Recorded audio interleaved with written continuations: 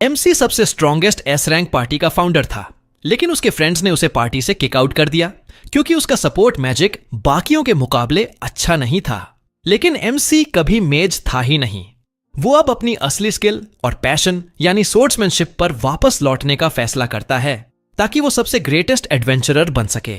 MC अकेला dungeon में aimlessly घूम रहा होता है, खुद से थक चुका सा लग रहा था। तभी एक डीमन रैट दिखता है। वो अपना सोर्ड निकालता है जो शायद सालों से इस्तेमाल नहीं हुआ था।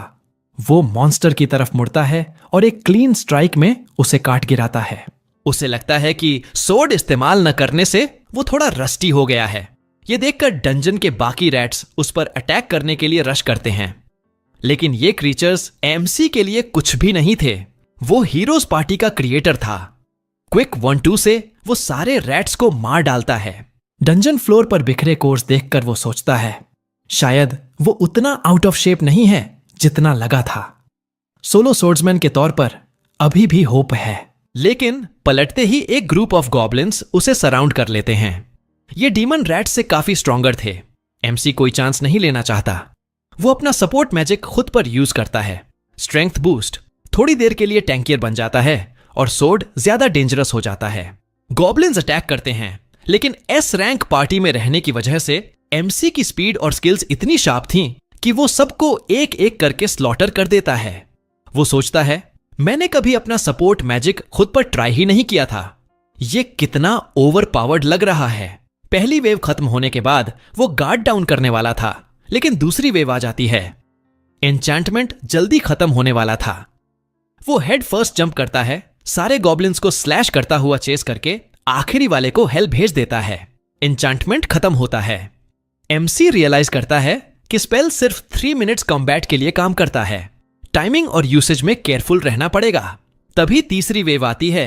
Never ending goblins full speed से रश करते हैं।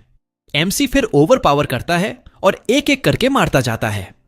एन्चेंटमेंट खत्म होने वाला था तो वो लास्ट मोमेंट में स्पेल फिर यूज करता है और बाकी गॉब्लिन्स को फिनिश कर देता है। आखिरी गॉब्लिन की आंखों में लाइफ जाते देखते ही उसे वो इवनिंग याद आ जाती है। ऑलिवर, एन और डर्क उसके स्टडी में आए और स्ट्रेट कहा कि वो हीरोज पार्टी से किक आउट कर रहे हैं। एमसी शॉक्ड हो जाता है। ऑलिवर से पूछता है ये क्या बोल रहे हो? हम बेस्ट फ्रेंड्स थे।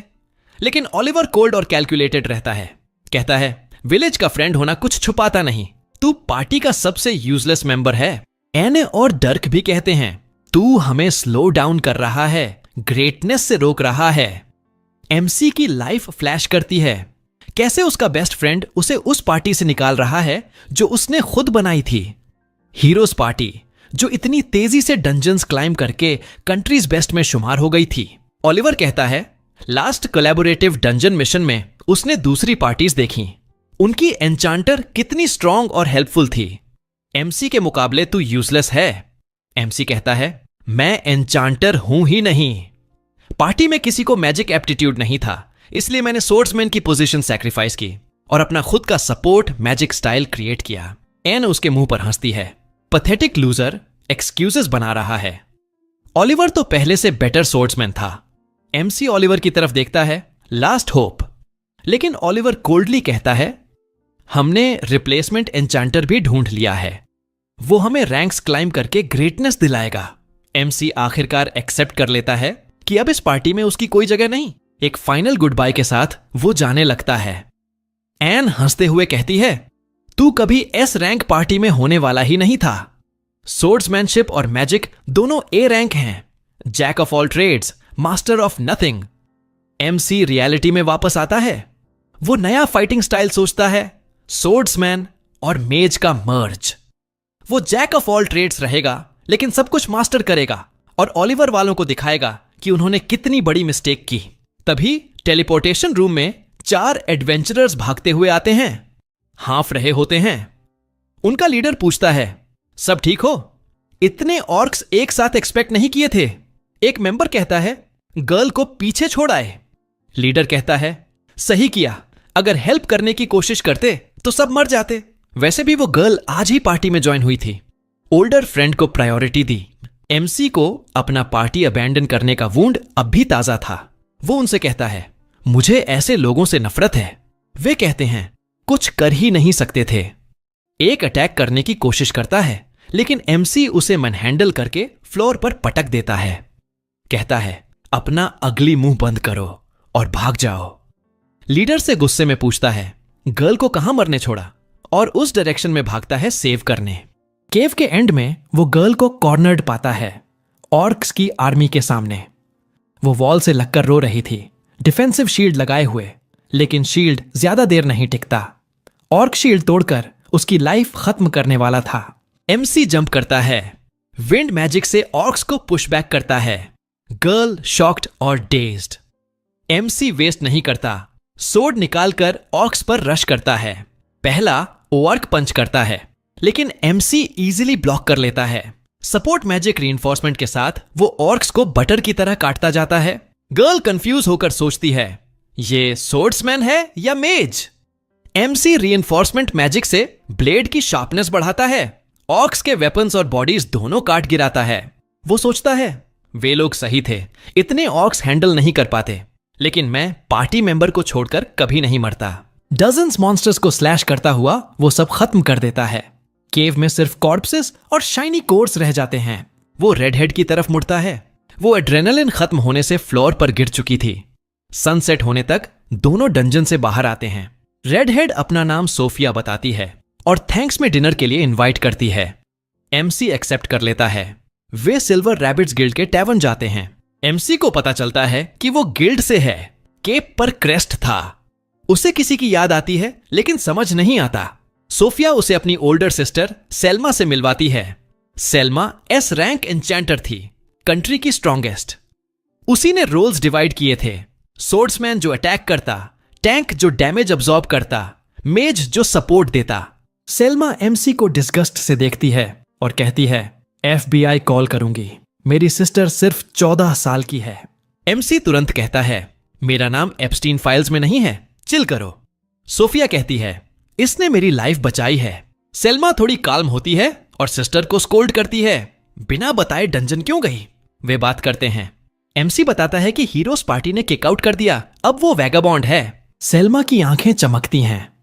एमसी सोचता है शायद रिक्रूट करना चाहती है, लेकिन वो पहले ही कह देता है नियर फ्यूचर में कोई पार्टी ज्वाइन नहीं करने वाला। सेल्मा कहती है, खुद को मत फ्लैटर कर, जॉब के लिए पूछती है। वो बताती है, कल गिल्ड से ह्यूज पार्टी डंजन जा रही है। न्यू एडवेंचरर्स ज्यादा हैं, रैंक मेंबर्स गार्ड करेंगे, हर 10 लेवल्स के फ्लोर बॉसेस डिफीट होंगे, कोई कैजुअलिटी नहीं होनी चाहिए। स्पॉन्सर ने ग्रीन लाइट दी है। सेल्मा कहती है, एक्स्ट्रा एडवेंचरर के तौर पर साथ चलना चाहूंगी। एमसी की स्किल्स और स्ट्रेंथ रिस्पेक्ट करती है। ये एमसी के दिल में चुभता है। हीरोज पार्टी ने उसे इसलिए किक किया क्योंकि सेल्मा की मैजिक देखकर इंप्रेस हुए थे। उन्हें बेहतर मेज चाहिए था। एमसी अग्री करता है, लेकिन कंडीशन पर डंजन सिर्फ सोर्ड्समैन के तौर पर जाएगा, मेज नहीं। सेल्मा थोड़ी वरी होती है, लेकिन मान जाती है। सोचती है सिचुएशन बिग होने पर मेज रोल में वापस आ जाएगा। डिनर के बाद एमसी गियर खरीदने शॉप जाता है। ओल्ड मैन उसे पुराने फ्रेंड की तरह ग्रीट करता है। विंस वेलकम करता है। एमसी कहता है, इतने पावरफुल क्लैन के लीडर से मिलना ऑनर है। विंस कहता है, रिलैक्स, हम इक्वल्स हैं। एमसी की अचीवमेंट्स पता हैं।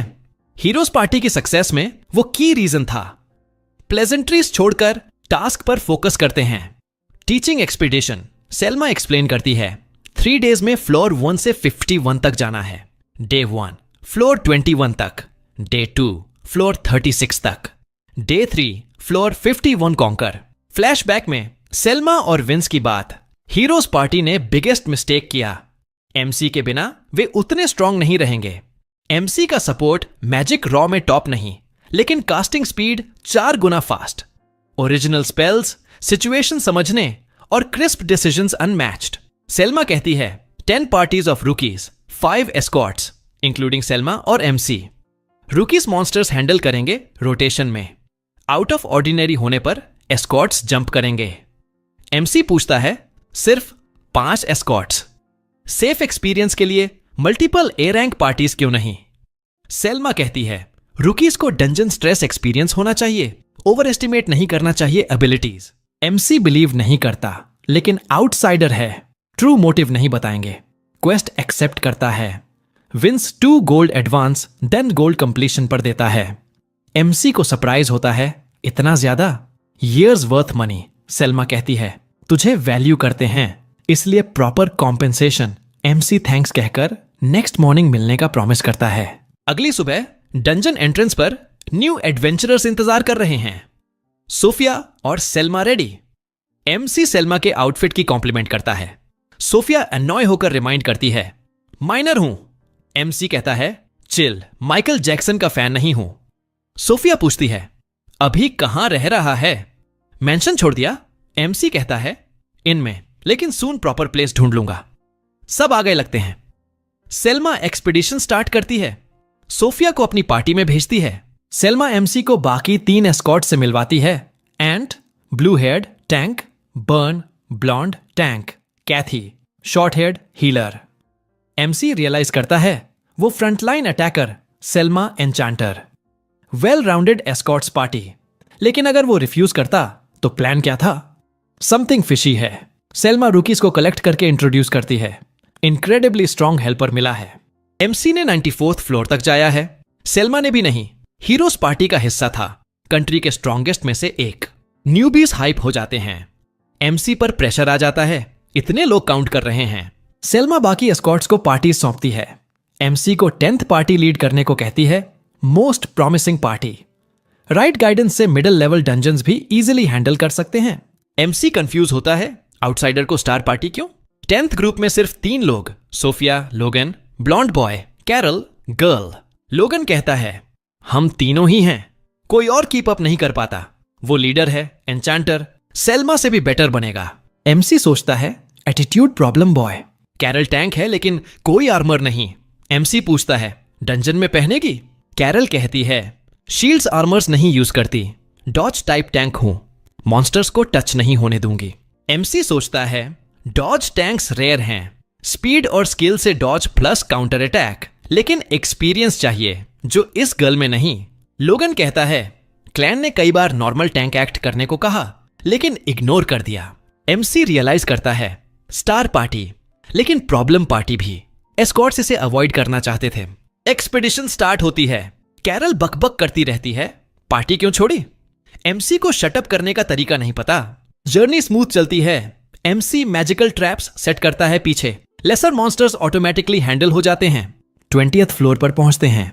एमसी को पार्टी की बेटर आइडिया हो जाती है। लोगन ऑल टॉक नहीं, सब्सटैंशियल स्किल्स एन्चेंटर के तौर पर ए रैंक लेवल ऑपरेट कर सकता है, लेकिन डायरेक्शंस देने में वीक।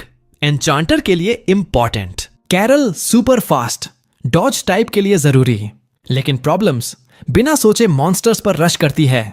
डिफेंड प्राइमरी रोल होना चाहिए। Weapon 2 tiny daggers, style fit करता है लेकिन डिस्ट्रक्टिव पावर कम पड़ सकता है। सोफिया रॉ टैलेंट में वीकेस्ट, लेकिन रुकी से ऊपर। मेजर फ्लॉज नहीं, most rounded. Level 20 floor boss Escorts defeat करते हैं। आईडी कार्ड्स रजिस्टर करके डे 1 गोल, फ्लोर 21 कंप्लीट। नाइट रेस्ट के लिए बाहर। अगली सुबह एमसी न्यूज़पेपर देखता है। फ्रंट पेज पर उसकी फोटो। हीरोज पार्टी ने ऑफिशियली डिक्लेयर किया, एमसी को किक आउट कर दिया, न्यू एन्चांटर हायर कर लिया। ये एमसी को एक्सपेक्टेड से ज्यादा हिट करता है, लेकिन कुछ कर नहीं सकता। डंजन एंट्रेंस की तरफ जाता है, सोचता है रुकीज हेडलाइन पढ़कर कंफ्यूज होंगे। सेल्मा ने हीरोज पार्टी वाला हाइप किया था, अब ट्रूथ सामने। रास्ते में blue heard girl Luna, heroes party की हीलर, रोकती है। एमसी को याद आता है, लास्ट डेज में सब कोल्ड थे, लेकिन लूना हमेशा स्माइल करती और हेल्प करती थी। किक आउट के दिन वो एरेंड पर थी, वरना इतना इजी नहीं होता। लूना हाथ पकड़कर बेग करती है, वापस आ जा, पार्टी को समझा दूंगी कितना नीड करते हैं तुझे। ग्रेट डंजन क्लियर करने का प्रॉमिस याद दिलाती है। एमसी गुस्से में कहता है, प्रॉमिस तीनों ने मिलकर किया था, इंक्लूडिंग ऑलिवर। उसी ने किक आउट किया। वुंडेड हार्ट से कहता है, कभी वापस नहीं जाऊंगा उस पार्टी में। डंजन एंट्रेंस की तरफ बढ़ जाता है। स्टोरी यहां खत्म होती है। एनर्जी पूरी चेंज हो चुकी थी, अब सब कुछ बदल चुका है। साफ दिख रहा है कि यहां हर सिंगल पर्सन ने आज का न्यूज़पेपर ऑलरेडी देख लिया है। न्यूबीज आपस में बात कर रहे हैं कि एमसी अब हीरोज पार्टी में नहीं रहा। लोगन सोच रहा है कि अगर एमसी खुद अपनी मर्जी से पार्टी छोड़ता तो बात अलग होती, लेकिन न्यूज़पेपर में साफ लिखा है कि एमसी को 2 वीक होने की वजह से हीरोज पार्टी से किक आउट कर दिया गया। ये बात सब कुछ बदल देती है। एमसी रुकीज को ग्रीट करने की कोशिश करता है, लेकिन मिलने वाला रिस्पॉन्स मिक्स्ड बैग वाला है। उसे एहसास होता है कि कल तक जितना वेलकम था, आज न्यूज़पेपर की स्टूपिड हेडलाइंस की वजह से वो उतना वेलकम नहीं रहा। तभी सेल्मा आती है आंट, बर्न और कैथी के साथ और तुरंत एमसी से सॉरी बोलती है। वो कहती है मिसअंडरस्टैंडिंग हो गया, क्योंकि उसने ही रुकीज को ईज देने के लिए ये बात पुश की थी कि एमसी पहले हीरोज पार्टी में था। एमसी तुरंत कहता है ये तुम्हारी फॉल्ट नहीं है, तुम हेडअप करके पार्टी को लीड करो डंजन्स में, मैं सपोर्ट दूंगा। आंट, बर्न और कैथी भी बोल पड़ते हैं कि एमसी और हीरोज पार्टी के बीच जो भी इश्यू है उससे फर्क नहीं पड़ता। फैक्ट ये है कि एमसी इस दुनिया में बहुत कम लोगों में से एक है जो 94th फ्लोर तक गया और जिंदा वापस आया टेल सुनाने के लिए। यह सुनकर एमसी को थोड़ी राहत मिलती है कांस्टेंट स्क्रूटनी से, और वो अपनी पार्टी की तरफ जाता है जहां सोफिया और कैरल पूरे दिल से गुड मॉर्निंग बोलती हैं। लेकिन लोगन थोड़ा हेजिटेंट लग रहा है, समझ नहीं आ रहा कि एमसी से कैसे बिहेव करे। एमसी खुद आइस ब्रेक करता है और पार्टी से पूछता है आज न्यूज़पेपर देखा? सोफिया और कैरल बोलती हैं हाँ देखा, लेकिन पढ़ने लायक नहीं क्योंकि फुल ऑफ लाइज है। लोगन तो फॉक्स न्यूज सब्सक्राइब नहीं करता, वो ट्रूथ सुनने का आदी है, इसलिए सीधे पूछता है न्यूज़पेपर ने सच बताया? एमसी जवाब देता है टेक्निकली हाँ सच है, क्योंकि पार्टी ने मुझे 2 वीक होने की वजह से बैनिश कर दिया। बाकी मेंबर्स को सॉरी बोलता है कि शुरू से नहीं बताया। कहता है मैं वो हीरो नहीं हूं जैसा सब एक्सपेक्ट करते हैं। सोफिया अब और बर्दाश्त नहीं कर पाती और बोलती है तुम सच नहीं बोल रहे, तुम सुपर स्ट्रांग हो। मैंने खुद देखा था जब तुमने अकेले ह्यूज हॉर्ड ऑफ ओक्स को बिना पसीना बहाए डिफीट कर दिया। एमसी उसका थैंक्स करता है बिलीव करने के लिए और बाकी पार्टी को बताता है भले ही मैं अब हीरोज पार्टी का पार्ट नहीं हूं, फिर भी मैं केपेबल हूं आसानी से तुम्हें 51st फ्लोर तक पहुंचाने में। बस मुझ पर बिलीव करो। गर्ल्स तो कंटेंट हो जाती हैं, लेकिन लोगन डिसअपॉइंटेड लगता है, उसे बिट्रेयल जैसा फील हो रहा है। फिर वो डंजन्स में एंटर करते हैं। आज रिक्रूट्स को 21st फ्लोर से 35th फ्लोर तक जाना है, लेकिन एमसी को अभी भी ऑर्डर्स या गाइडेंस देने की इजाजत नहीं, बस पीछे रहकर ऑब्जर्व करना है और अगर चीजें बहुत आउट ऑफ हैंड हो जाएं तो ही जंप इन करना। जर्नी स्मूथली चलती है। 24th फ्लोर पर कैरल अपनी ट्विन डैगर्स और up close personal fighting style से सारे मॉन्स्टर्स हैंडल कर लेती है। 30th लेवल पर सोफिया बिगर मॉन्स्टर्स को डील करती है, जिससे एमसी भी सरप्राइज हो जाता है कि शायद उसने सोफिया को थोड़ा अंडर एस्टिमेट किया। फिर 31st फ्लोर पर पहुंचते हैं। मिडिल फ्लोर्स यानी अब अननोन टेरिटरी में हैं रुकीज, गाइड्स की एडवाइस और हेल्प की जरूरत है। इस बार एमसी लीड लेता है, आगे चलता है, चेक करता है कि कुछ आउट ऑफ ऑर्डिनरी तो नहीं छुपा। अचानक उसे अहेड में बंच ऑफ गॉब्लिन्स का प्रेजेंस फील होता है। पार्टी को रेडी रहने को बोलता है। साथ ही एक स्ट्रे ऑर्क भी उसी एरिया में वॉन्डर कर आया है। फाइट थोड़ा ट्रिकी हो सकता है, लेकिन उसके रुकीज अच्छे फाइटर्स हैं। एमसी को कोई टेंशन नहीं, वो तुरंत कैरल को गॉब्लिन्स अटैक करने को बोलता है, सोफिया को लॉन्ग रेंज मैजिकल स्पेल से ऑर्क हैंडल करने को। दोनों इंस्ट्रक्शंस फॉलो करती हैं। सोफिया अटैक मोड में जंप करती है गॉब्लिन्स पर। सोफिया ऑर्क के खिलाफ रेडी होती है। एमसी लोगन की तरफ मुड़ता है, सपोर्ट मैजिक यूज करने को बोलता है, लेकिन सेंटेंस पूरा होने से पहले ही लोगन मैजिकल सर्कल्स बना चुका होता है और कैरल पर एजिलिटी स्पेल्स कास्ट कर रहा होता है गॉब्लिन्स के खिलाफ एडवांटेज देने के लिए। फिर भी लोगन पूरी तरह कन्विंस्ड नहीं कि एमसी जैसा पर्सन उसे गाइड करे, खासकर जब एडवाइस इतना सिंपल लगता है कि कोई भी वही करता। अचानक चीजें ट्रिकी हो जाती हैं। ऑर्क सोफिया के पीटीएसडी को ट्रिगर कर देता है। वो पैनिक में अटैक रेडी नहीं हो पाती। ये सबके लिए डिजास्टर हो सकता है क्योंकि लोगन कैरल पर फोकस है। वो हेल्पलेस एमसी को देखता है कि गाइड ऐसा क्यों नहीं हेल्प कर रहा सोफिया को। तभी वो देखता है एमसी मैजिकल साइन क्रिएट कर रहा है जो ऑर्क की स्पीड बहुत कम कर देता है। फिर एमसी सोफिया के पास जाता है, बोलता है take your time, am true, तुम ऑर्क से कहीं स्ट्रॉन्गर हो, डरने की जरूरत नहीं। सोफिया डीप ब्रेथ लेती है और ह्यूज फायरबॉल निकालती है जो ऑर्क को पूरी तरह स्मिथरीन्स में बदल देती है। सब सरप्राइज हो जाते हैं। एमसी को भी पता नहीं था Sophia advanced level magic use कर सकती है। कैरल दौड़कर सोफिया को हग करती है। एमसी एक्सेलेंट शॉट के लिए प्रेज करता है। फिर 35th फ्लोर पर डेथ टैरेंटुला से एनकाउंटर होता है। लोगन कूल खो देता है, सोचता है अब डेड हैं क्योंकि ये मॉन्स्टर से डील नहीं कर सकते। लेकिन सोफिया और कैरल का एमसी पर कंप्लीट ट्रस्ट है। वो ऑर्डर्स का वेट करती हैं। एमसी तुरंत लोगन को बोलता है कैरल पर एजिलिटी अप और स्ट्रेंथ अप, सोफिया पर मैजिक अप। लोगन सोचता है ये गाय इनसेन हो गया क्या, सेम स्ट्रैटेजी रिपीट कर रहा है बिना चेंज के। फिर भी ऑर्डर्स फॉलो करता है। एमसी कैरल को क्लोज क्वार्टर्स कम्बैट में एंगेज करने को बोलता है, मॉन्स्टर का अटेंशन खुद पर रखने को। कैरल अग्री करके दौड़ पड़ती है। लोगन रोकने की कोशिश करता है लेकिन एमसी रोकता है, अगर तुम आगे गए तो सब डिसएडवांटेज में आ जाएंगे, वेट एंड वॉच। फिर सोफिया को मॉन्स्टर पर जंप करके बैक स्लैश करने को बोलता है। सोफिया समझ जाती है, मॉन्स्टर के हेड पर जंप करती है और ब्लेड फ्रंट से बैक तक चलाती है। एमसी बोलता है अटेंशन रखो लेकिन केयरफुल, क्योंकि स्पाइडर वेनमस है, अटैक्स डॉज करना विदाउट फेल। स्पाइडर कैरल को पॉइंटी लेग से स्टैब करने की कोशिश करता है लेकिन वो एक एक करके डॉज करती है, कुछ अटैक्स डिफ्लेक्ट भी कर देती है। मॉन्स्टर सरप्राइज हो जाता है। एमसी लोगन को बोलता है कैरल पर स्पेल्स कंटिन्यू रखो, उसकी लाइफ तुम्हारे हैंड्स में है। फिर सोफिया को मॉन्स्टर पिन डाउन करने को बोलता है। सोफिया एरो कटर एबिलिटी से लेग्स स्लैश करती है, मॉन्स्टर जमीन पर गिर जाता है। कैरल सेलिब्रेट करने लगती है लेकिन एमसी बोलता है केयरफुल, बैटल ओवर नहीं हुआ। एडवाइस लेट आया, स्पाइडर अभी मरा नहीं था और वेब से कैरल को ग्रैब करके खींचने लगता है। एमसी तुरंत लोगन को स्ट्रेंथ अप और स्पीड अप देने को बोलता है कैरल को। लोगन बिना आर्ग्यू करता है। कैरल पैनिक में फ्री नहीं हो पा रही, एमसी से हेल्प मांगती है।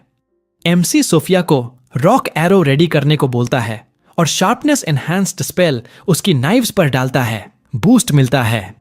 सोफिया वेब तोड़कर फ्री होती है और रॉक एरो से मॉन्स्टर को न्यूक करके इमीडिएटली किल कर देती है। इसके साथ डेज एक्सपीडिशन खत्म होती है। एमसी लोगैन की प्रेज करता है सपोर्ट स्पेल्स के लिए, वरना आज बैटल्स नहीं जीत पाते। केव्स से बाहर निकलते हैं तो सनसेट होने लगता है। सेल्मा सब रुकीज को कंग्रेचुलेट करती है अचीवमेंट्स के लिए, कहती है टेरिफिक जॉब किया है, लास्ट स्टेप कल है तो रेस्ट करो और अच्छा खाओ।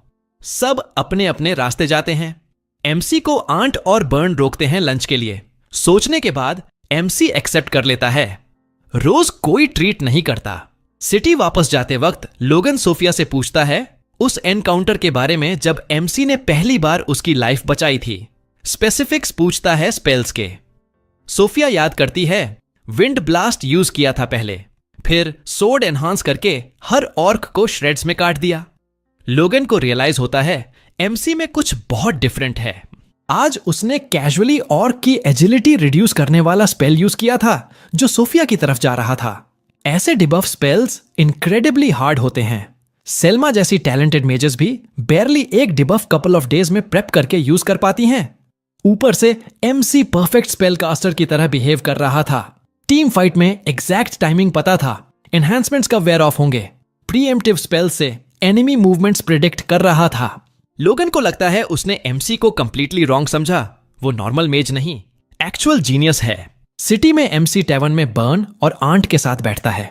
वो बोलते हैं जो चाहे ऑर्डर करो, हमारा ट्रीट है। फिर पूछते हैं एक्चुअल रोल क्या था।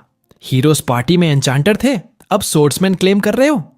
एमसी बताता है मैं हमेशा से सोर्ड्समैन बनना चाहता था। ग्रैंडफादर ने विलेज में ह्यूज बीस्ट को स्ले किया था, तब से माइंड में स्टक हो गया कि सोर्ड्समैन बनूंगा। विश सच हुई कुछ समय के लिए। हीरोज पार्टी में सोर्ड्समैन था, लेकिन लोअर लेवल्स में पेस स्लो हो गया, मॉन्स्टर्स स्ट्रॉन्गर हो गए। उसी समय सेल्मा ने टीम स्ट्रैटेजी पॉपुलर की, जहां सब एन्चांटर पर डिपेंड करते थे डिसीजंस के लिए। पार्टी में किसी की एफिनिटी नहीं थी एन्चांटर बनने की, तो बेस्ट चॉइस एमसी था। पार्टी के सके में उसने सोर्ड्समैन का पोडियम छोड़ दिया और एन्चांटर बन गया। बिटरली सोचता है कि हीरोज पार्टी के पास अब नेक्स्ट लेवल्स क्लियर करने का 0 चांस है, लेकिन सोचता है अब इसके बारे में सोचने लायक नहीं। फिर बॉयज को बताता है अब वो मोस्ट वेल राउंडेड सोर्ड्समैन बनना चाहता है जो लोअर लेवल फ्लोर्स तक अकेले हैंडल कर सके बिना किसी पार्टी के नीड के। उसे पता नहीं कि अगले ही दिन हीरोज पार्टी उसी डंजन में उससे मिलने आएगी जिसे कॉन्कर करने का एम है उसका। अगली सुबह ओरहान डंगोनन की तरफ जाता है। सोच रहा है आज युवा पार्टी को लीड करने का आखिरी दिन है। वो देखता है सोफिया और बाकी सब एंट्रेंस से थोड़ा दूर उसका इंतजार कर रहे हैं। सब गर्मजोशी से ग्रीट करते हैं। आज पार्टी में उस पर कल से ज्यादा कॉन्फिडेंस दिख रहा है। लोगन भी काफी ओपन और ट्रस्टिंग लग रहा है। कैरोल बोल पड़ती है, आज आखिरी दिन है, सोफिया तुझसे कुछ कहना चाहती है, और कोहनी मारकर सोफिया को आगे धकेलती है। सोफिया शर्मा जाती है, हिचकिचाती है, सच बोल नहीं पाती। पता चलता है कि कल रात नहाते वक्त सोफिया ने कैरोल से कहा था वो चाहती है कि ओरहान नाइट रैबिट क्लैन में रह जाए और उन्हें टॉप तक ले जाए। लेकिन वो ये बात ओरहान से कह पाती इससे पहले ही सेल्मा उसे बुलाती है। ओरहान कहता है बाद में बात करते हैं और चला जाता है। गाइड्स की तरफ जाते हुए वो कुछ रुकीज की बातें सुनता है। हीरोज पार्टी आज डंगोनन जा रही है। नए मेंबर के साथ ट्रायल रन करने जा रहे हैं कि सब सिंक में हैं या नहीं। ओरहान सोचता है वे किस फ्लोर पर ट्राई करेंगे। फिर पता चलता है वो डीपेस्ट 94 विंड फ्लोर पर नहीं जा रहे बल्कि 92 विंड फ्लोर से शुरू करेंगे, बस चेक करने के लिए। ओरहान स्तब्ध रह जाता है। उसे नहीं लगता कि नया मेंबर लेकर इतने ऊपर से शुरू करना सही है। पहले कुछ लोअर फ्लोर्स पर टीम वर्क टेस्ट करना चाहिए था। आखिर में वो सोचता है हीरोज पार्टी के बारे में सोचना बेकार है, मुझे अपने टारगेट पर फोकस करना है। उधर 92वें फ्लोर पर ओलिवर अपनी टीम को हाइप करता है। कोई दिक्कत नहीं होनी चाहिए, लेकिन फिर भी सावधान रहना। फिर नए मेंबर सिफिली ग्रीन हेयर वाली एन्चेंटर की तरफ मुड़ता है। टैंक उससे कहता है दिखा क्या कर सकती है। इडियट मैज बोल पड़ता है, फिली तो ओरहान जैसी जैक ऑन फॉनल ट्रेड्स नहीं है, हमें कोई दिक्कत नहीं होगी। ओलिवर लूना की तरफ देखता है। लूना चुप है, साइलेंट डिफाइंस में। वो कभी नहीं चाहती थी कि ओरहान जाए। ओलिवर सोचता है इस रण के बाद लूना को भी मानना पड़ेगा कि फैसला सही था, प्रॉब्लम ओरहान ही था। लेकिन सच ये है कि लूना उस प्लान का हिस्सा नहीं थी जिससे ओरहान को निकाला गया। उसे तो शाम को पता चला जब ओलिवर फिली को पार्टी में वेलकम करने के लिए पार्टी कर रहा था। एन और डेरिक दोनों ओरहान का मजाक उड़ा रहे थे। अब असली एन्चेंटर आ गया है, उस अच्छे खासे कुछ न करने वाले जैक ऑफ मैमहोल की जगह। हम जल्दी 100वें फ्लोर तक पहुंच जाएंगे। एन ने फिली से कहा हमारे पास ढेर सारा पैसा है, लेकिन ओरहान इतना कंजूस था कि कभी कुछ एक्स्ट्रा पर्सनल खर्च नहीं करता था। फिली थोड़ी असहज होकर पूछती है पार्टी का फंड तो सिर्फ पार्टी के लिए होता है ना, पर्सनल यूज के लिए नहीं। एन उसकी बात टाल देती है, अरे हमारे पास पैसा है तो क्या बुरा है अगर थोड़ा एंजॉय कर लें। पैसा है तो खर्च भी तो करना है। बीच में ओलिवर बोलता है अब ओरहान की बातें बंद करो। उसके बाद वो सब उसको पूरी तरह से इररिलेवेंट मानकर आगे बढ़ जाते हैं। जैसे ही वो लोग गिलास उठाकर फिली को अपनी पार्टी में शामिल होने की खातिर टोस्ट करते हैं, लूना हाँफते हुए कमरे में दाखिल होती है और ओलिवर से कहती है कि उसे उससे जरूरी बात करनी है। अचानक उसकी नजर फिली पर पड़ती है जिसे वो अब तक जानती भी नहीं, और ओलिवर से पूछती है कि क्या वो प्राइवेट में बात कर सकते हैं। ओलिवर कहता है कि हाँ कर सकते हैं और करना भी चाहिए, लेकिन यहीं सबके सामने। लूना के पास कोई चारा नहीं बचता और वो बोल पड़ती है कि उसने अभी अभी सुना है कि ओरहान नाइट सिल्वर रैबिट्स के साथ रेड पर जा रहा है। ये कैसे मुमकिन हो सकता है। डेरेक एंड एन दोनों कंफ्यूज हो जाते हैं। एन पूछती है भाई 3 दिन में वो नाइट सिल्वर रैबिट्स में कैसे शामिल हो गया, हमने तो उसे बताया था कि वो कितना कमजोर है। डेरेक बोलता है अरे वो अभी भी अपना एस रैंक बैज लहरा रहा होगा जो इस पार्टी की वजह से मिला था, बस उसी के दम पर जॉब मिल गई होगी। लूना और ज्यादा कंफ्यूज होकर पूछती है ये क्या बकवास कर रहे हो तुम लोग। ओलिवर उसे शांत होने को कहता है और सुनने को बोलता है, लेकिन उससे पहले ही एन बीच में कूद पड़ती है और लूना को बताती है कि वो अच्छा खासा निकम्मा ओरहान ने 3 दिन पहले पार्टी छोड़ दी। ओरहान के पार्टी छोड़ने की खबर सुनकर लूना स्तब्ध रह जाती है और वो बुदबुदाती है क्या आखिरकार ओरहान ने हमसे हार मान ली। लेकिन डेरेक, वो मोटा बेवकूफ, अपना मुंह खोलता है और बोलता है नहीं रे, उल्टा है, ओरहान ने पार्टी नहीं छोड़ी, हम लोगों ने उसे जबरदस्ती निकाल दिया क्योंकि वो लूजर था। लूना सदमे में ओलिवर की तरफ मुड़ती है और पूछती है ये सच है। ओलिवर शांति से कहता है हाँ सच है, और वो फिली को इंट्रोड्यूस करने की कोशिश करता है नया मेंबर।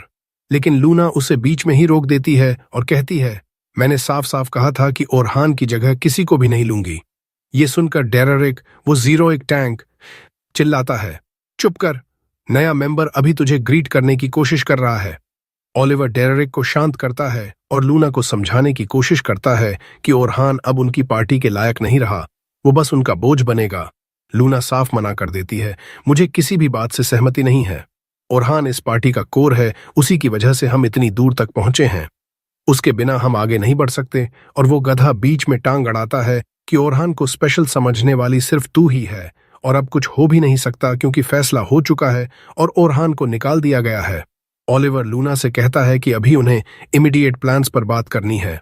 चूंकि ये पहली बार है जब सब फिली के साथ काम कर रहे हैं, इसलिए वो 92nd फ्लोर से शुरू करेंगे और धीरे धीरे 94th तक जाएंगे। लूना साफ मना कर देती है, मुझे मौत की इच्छा नहीं है जैसी तुम लोगों को लगता है। डेरेक हंसता है, अरे 92nd फ्लोर से शुरू कर रहे हैं तो मौत की इच्छा कैसे? हम तो पहले ही 94th तक पहुंच चुके हैं। लूना कहती है, भले फिली बहुत स्किल्ड एन्चेंटर हो, लेकिन पहले लोअर फ्लोर से शुरू करना चाहिए। डेरेक फिर अपनी मोटी खोपड़ी से बोलता है, हमने 93rd क्लियर कर लिया है, नीचे क्यों जाएं? लूना कहती है, तुम लोग पागल हो गए हो, 92nd फ्लोर पर ब्लैक ड्रैगन है, पिछली बार हम मुश्किल से उससे बच पाए थे। एन हंसती है, वो तब था जब हमारे पास कमजोर एन्चेंटर था, इस बार ड्रैगन को मारना आसान होगा। ओलिवर कहता है, हम बस देखना चाहते हैं कि हम सब साथ में कितना अच्छा काम कर पाते हैं, ड्रैगन से लड़ना जरूरी नहीं। लूना फिर भी कोशिश करती है कि बहुत नीचे से शुरू करें, लेकिन ओलिवर बीच में काटता है, फैसला हो चुका है, अब नहीं बदलेगा। रियलिटी में वापस आते हैं। हीरोज पार्टी 92nd फ्लोर के मैमथ के सामने खड़ी है, जिसे पिछली बार उन्होंने आसानी से हराया था, लेकिन इस बार उन्हें बुरी तरह परेशानी हो रही है। ओलिवर तलवार लेकर मैमथ पर दौड़ता है, लेकिन मैमथ अटैक ब्लॉक कर देता है और ओलिवर को पीछे धकेल देता है। डेरेक काउंटर अटैक के लिए तैयार होता है। कवर के पीछे पहुंचते ही ओलिवर का बफ खत्म हो जाता है और उसे महसूस होता है जैसे हर बार बफ खत्म होने पर उसके शरीर पर भारी बोझ लटक जाता है। वो मुड़कर फिली से पूछता है, हमारे बफ्स इतनी जल्दी क्यों खत्म हो रहे हैं? फिली कहती है, मुझे अभी तक समझ नहीं आया कि तुम सब साथ में कैसे लड़ते हो, लेकिन बेहतर हो जाएगा। ओलिवर को थोड़ा झटका लगता है। उसे याद आता है कि ओरहान ने पहले दिन के कुछ ही घंटों में उनके बारे में सब कुछ समझ लिया था। अचानक मैमथ एनर्जी ब्लास्ट करता है, डेरेक ब्लॉक करने की कोशिश करता है लेकिन फिसल जाता है और बीएम एन की तरफ मुड़ जाता है। एन डेरेक को गालियां देती है, बेवकूफ। डेरेक खुद सोचता है कि उसका ब्लॉक इतना कमजोर क्यों हो गया। एन आगे कूदती है और फायर ब्लास्ट मारती है, लेकिन मैमथ को बस गुदगुदी होती है।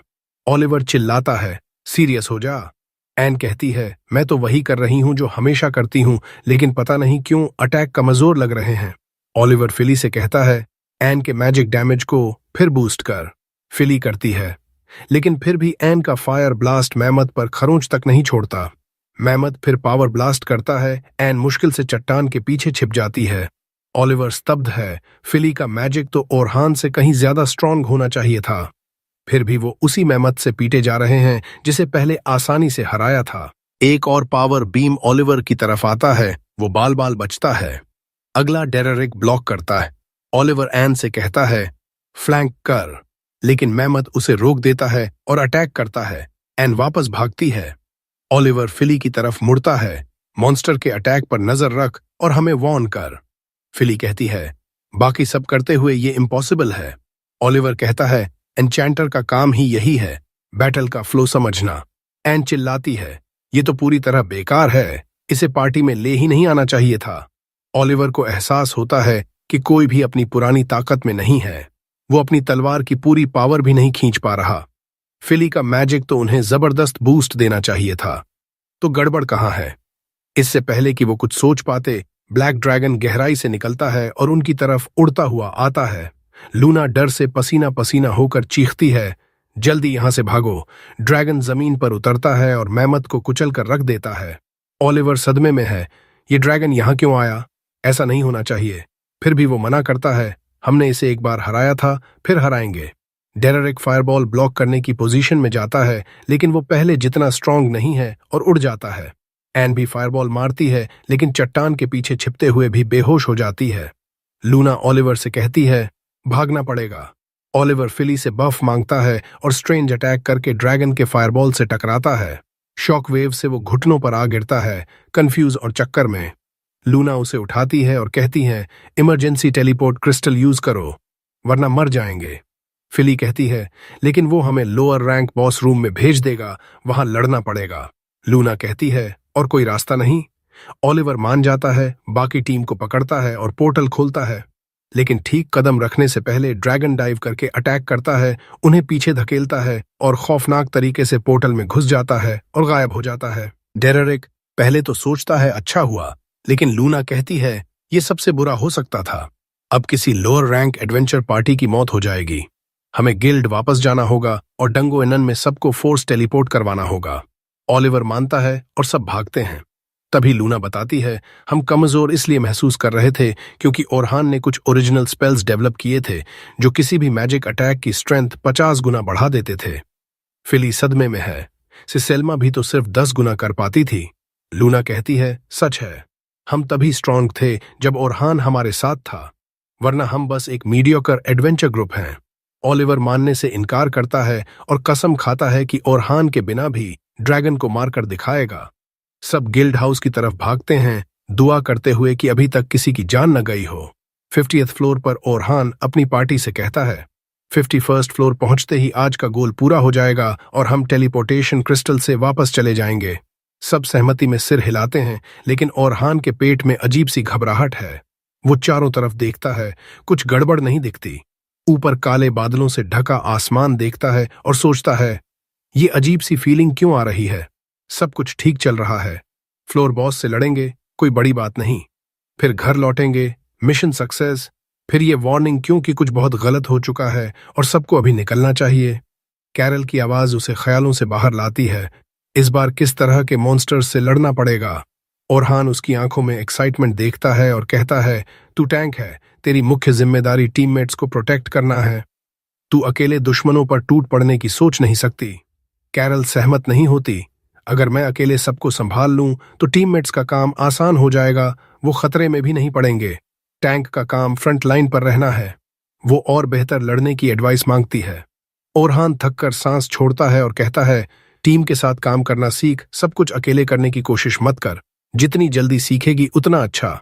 कैरल को बोरिंग लगता है, लेकिन लोगन उसे डांटता है, ध्यान दे, इतनी अच्छी एडवाइस मिल रही है, शुक्रिया अदा कर। वो कहता है महान एडवेंचरर एल्बर्ट ने कहा था team work is dream work. Orhan छोटे गोरे बालों वाले की तरफ मुड़ता है और पूछता है नाइट रैबिट क्लैन वाला एल्बर्ट। लोगन खुश हो जाता है कि कोई और भी पढ़ता है, सिर्फ डंगो नन में बर्बर की तरह नहीं लड़ता। ओरहान कहता है शायद सब जानते होंगे, अल्बर्ट नाइट स्काई रैबिट्स का सबसे स्ट्रांग मेंबर था। माना जाता है कि पिछले साल 92nd फ्लोर पर ब्लैक ड्रैगन से लड़ते हुए मरा। लोगन कहता है मौत के बाद भी वो लेजेंड बन गया, हमेशा याद रखा जाएगा। कैरल उदास हो जाती है और धीरे से कहती है अल्बर्ट एक साथी को बचाने की कोशिश में मरा, जबकि टैंक का काम था वो। उसकी मौत से उसके परिवार के चेहरे से मुस्कान गायब हो गई। वो नहीं चाहता था कि कोई और दुखी हो, इसलिए वो सोचती है कि बेस्ट डिफेंडर वही है जो जिसे प्रोटेक्ट कर रहा है उसे हमेशा दूर रखे। अगर वो अकेले फ्रंट लाइन पर लड़े और टीम पीछे रहे तो वो सुरक्षित रहेंगे, अगर कुछ गड़बड़ हुई तो भाग भी सकेंगे। ओरहान उसके चेहरे पर दर्द देखता है और सोचता है ये उसकी समझ से बाहर है, बाहर वाले को नहीं पूछना चाहिए। वो मूड हल्का करने के लिए कहता है आज मैं तुझ पर भरोसा कर रहा हूं दुश्मनों को संभालने का। कैरल का चेहरा तुरंत चमक उठता है, मुझे छोड़ दो। सोफिया अटेंशन की भूखी सबका ध्यान अपनी तरफ खींचती है और प्यारी बनकर पूछती है मुझे क्या कमी है, टीममेट और मैज के तौर पर कैसे बेहतर बनूं। लोगन भी बीच में कूदता है, मुझे भी बताओ। ओरहान सबको शांत करता है और 36th फ्लोर में आगे बढ़ते हैं जहां न्यूबीज वार्म अप शुरू करते हैं। सेल्मा ओरहान को पुकारती है आज आखिरी दिन है, सबसे मुश्किल, कुछ गड़बड़ नहीं होनी चाहिए, एक्सपेडिशन सक्सेसफुल हो। वो ओरहान की पार्टी की तरफ देखती है, बच्चों ने तुझे बहुत पसंद कर लिया है। ओरहान ईमानदारी से कहता है न्यूज़पेपर आर्टिकल के बाद सोचा था कि सबका रिस्पेक्ट चला गया होगा, लेकिन गलत था। ये बच्चे जितने दिखते हैं उससे कहीं ज्यादा समझदार और इंडिपेंडेंट हैं। सेल्मा सहमति में कहती है ये ग्रुप कभी कभी मुश्किल होता है, लेकिन इनका फ्यूचर बहुत ब्राइट है। वो बताती है कि अल्बर्ट की मौत से क्लैन को बहुत झटका लगा था, वो क्लैन का स्टार था। उसके बाद क्लैन पीछे रह गया और ओरहान की पुरानी पार्टी हीरोज पार्टी आगे निकल गई। ओरहान कहता है ब्लैक ड्रैगन हमारे लिए भी बहुत टफ था, हम भी आसानी से किसी को खो सकते थे, जिससे पार्टी पूरी तरह बर्बाद हो जाती। सेल्मा कहती है अल्बर्ट के जाने से जो खालीपन आया वो आज तक नहीं भरा, और फिर सीधे पूछती है क्या तू हमारी पार्टी ज्वाइन करना चाहेगा। ओरहान कहता है सम्मान की बात है, लेकिन पार्टी में 2 एन्चेंटर्स की जरूरत नहीं, खासकर जब एक पहले से ही कॉन्टिनेंट की बेस्ट सॉर्सरर हो। सेल्मा शर्माती है लेकिन कहती है, मैं एन्चेंटर के तौर पर नहीं, स्वॉर्ड्समैन के तौर पर कह रही हूँ। वो आज तुझे ऑब्जर्व करेगी कि तू स्वॉर्ड्समैन के तौर पर कितना अच्छा है। फिर सब अपने अपने ग्रुप में बांट जाते हैं।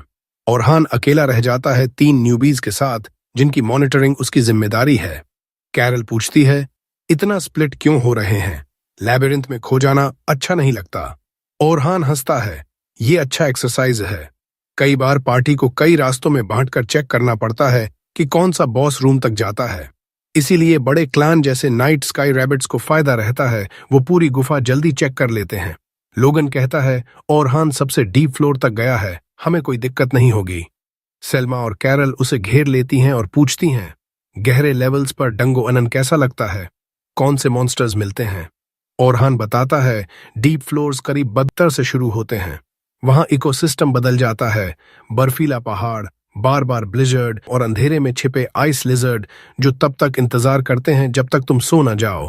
फिर वो सबको फोकस करने को कहता है। डराने नहीं चाहता, सब गहरे डंगो नन में आगे बढ़ते हैं।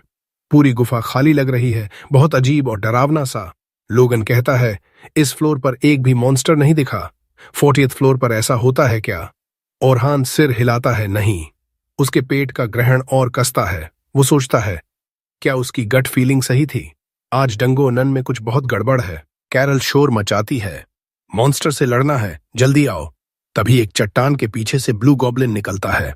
कैरल खुशी से चिल्लाती है और बिना सोचे उस पर टूट पड़ती है। ओरहान रोकने की कोशिश करता है, लेकिन वो बहुत आगे निकल चुकी है। वो जल्दी से गॉब्लिन पर एजिलिटी डाउन डिबफ डालता है, जिससे कैरल उसे एक ही झटके में मार देती है। वो जश्न मनाती है, लेकिन ओरहान डांटता है, बिना सोचे दुश्मन पर मत टूटो। ब्लू गॉब्लिन बहुत फास्ट और स्ट्रांग होते हैं।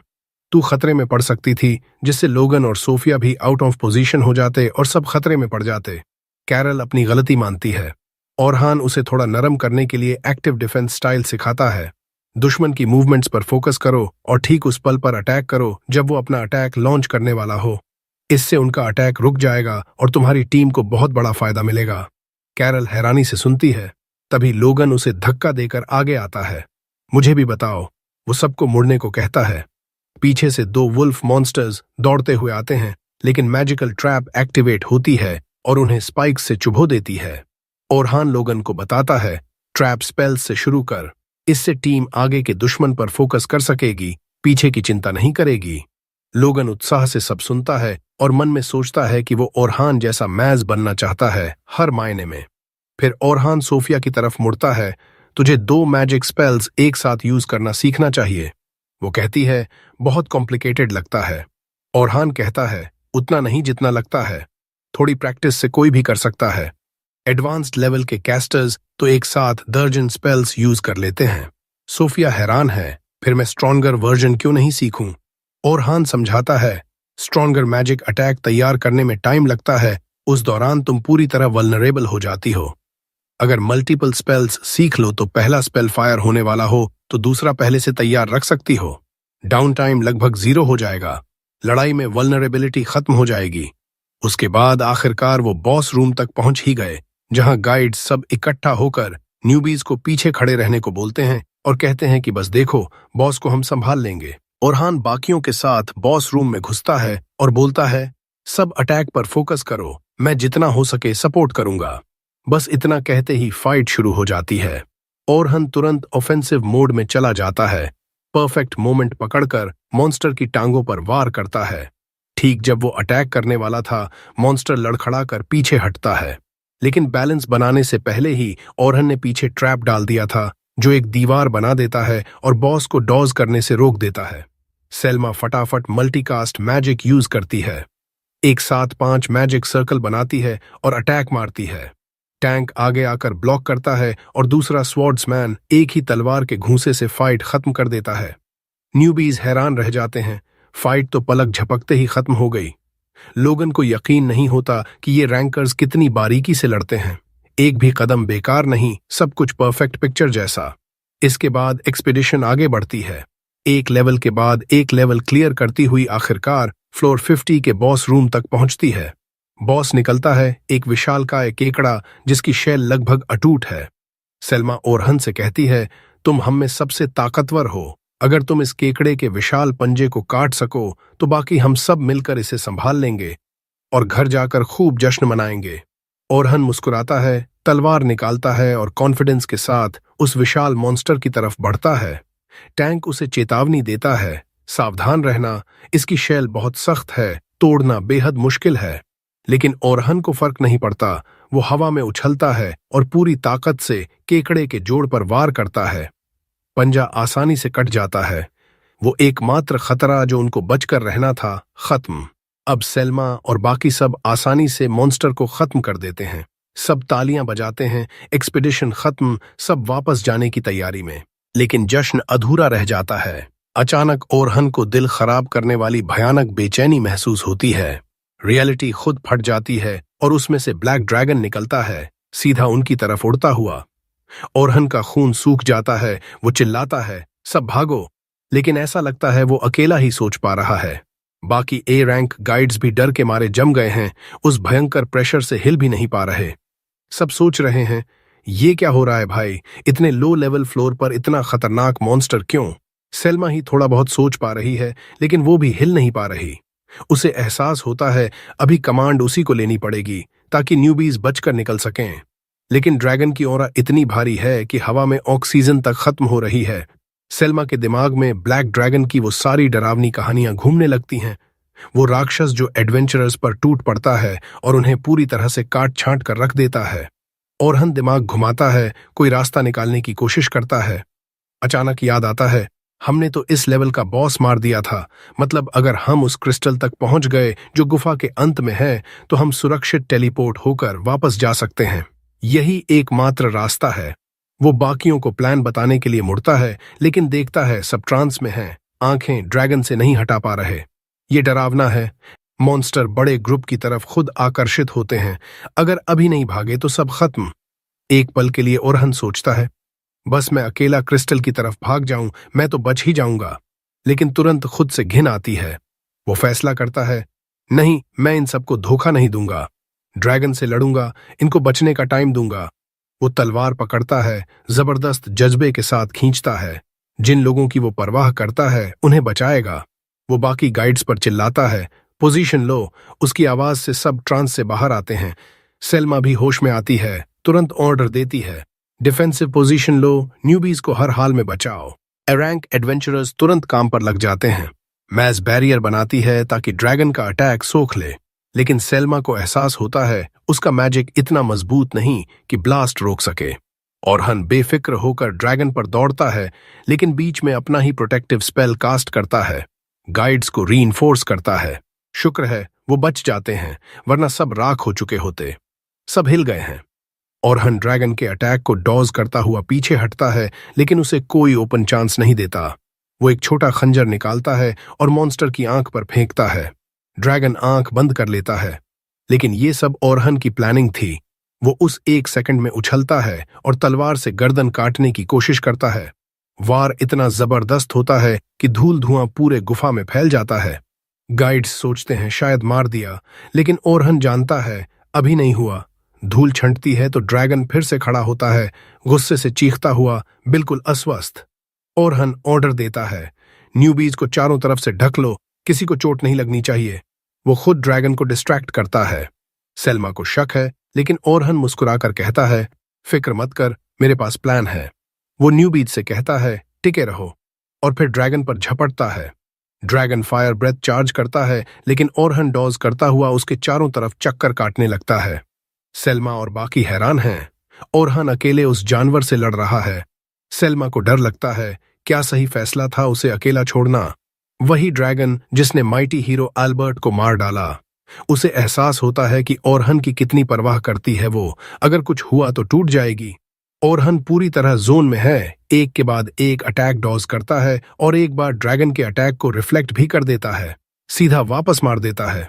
लोगन और सोफिया हैरान, रिफ्लेक्शन मैजिक कभी देखा नहीं।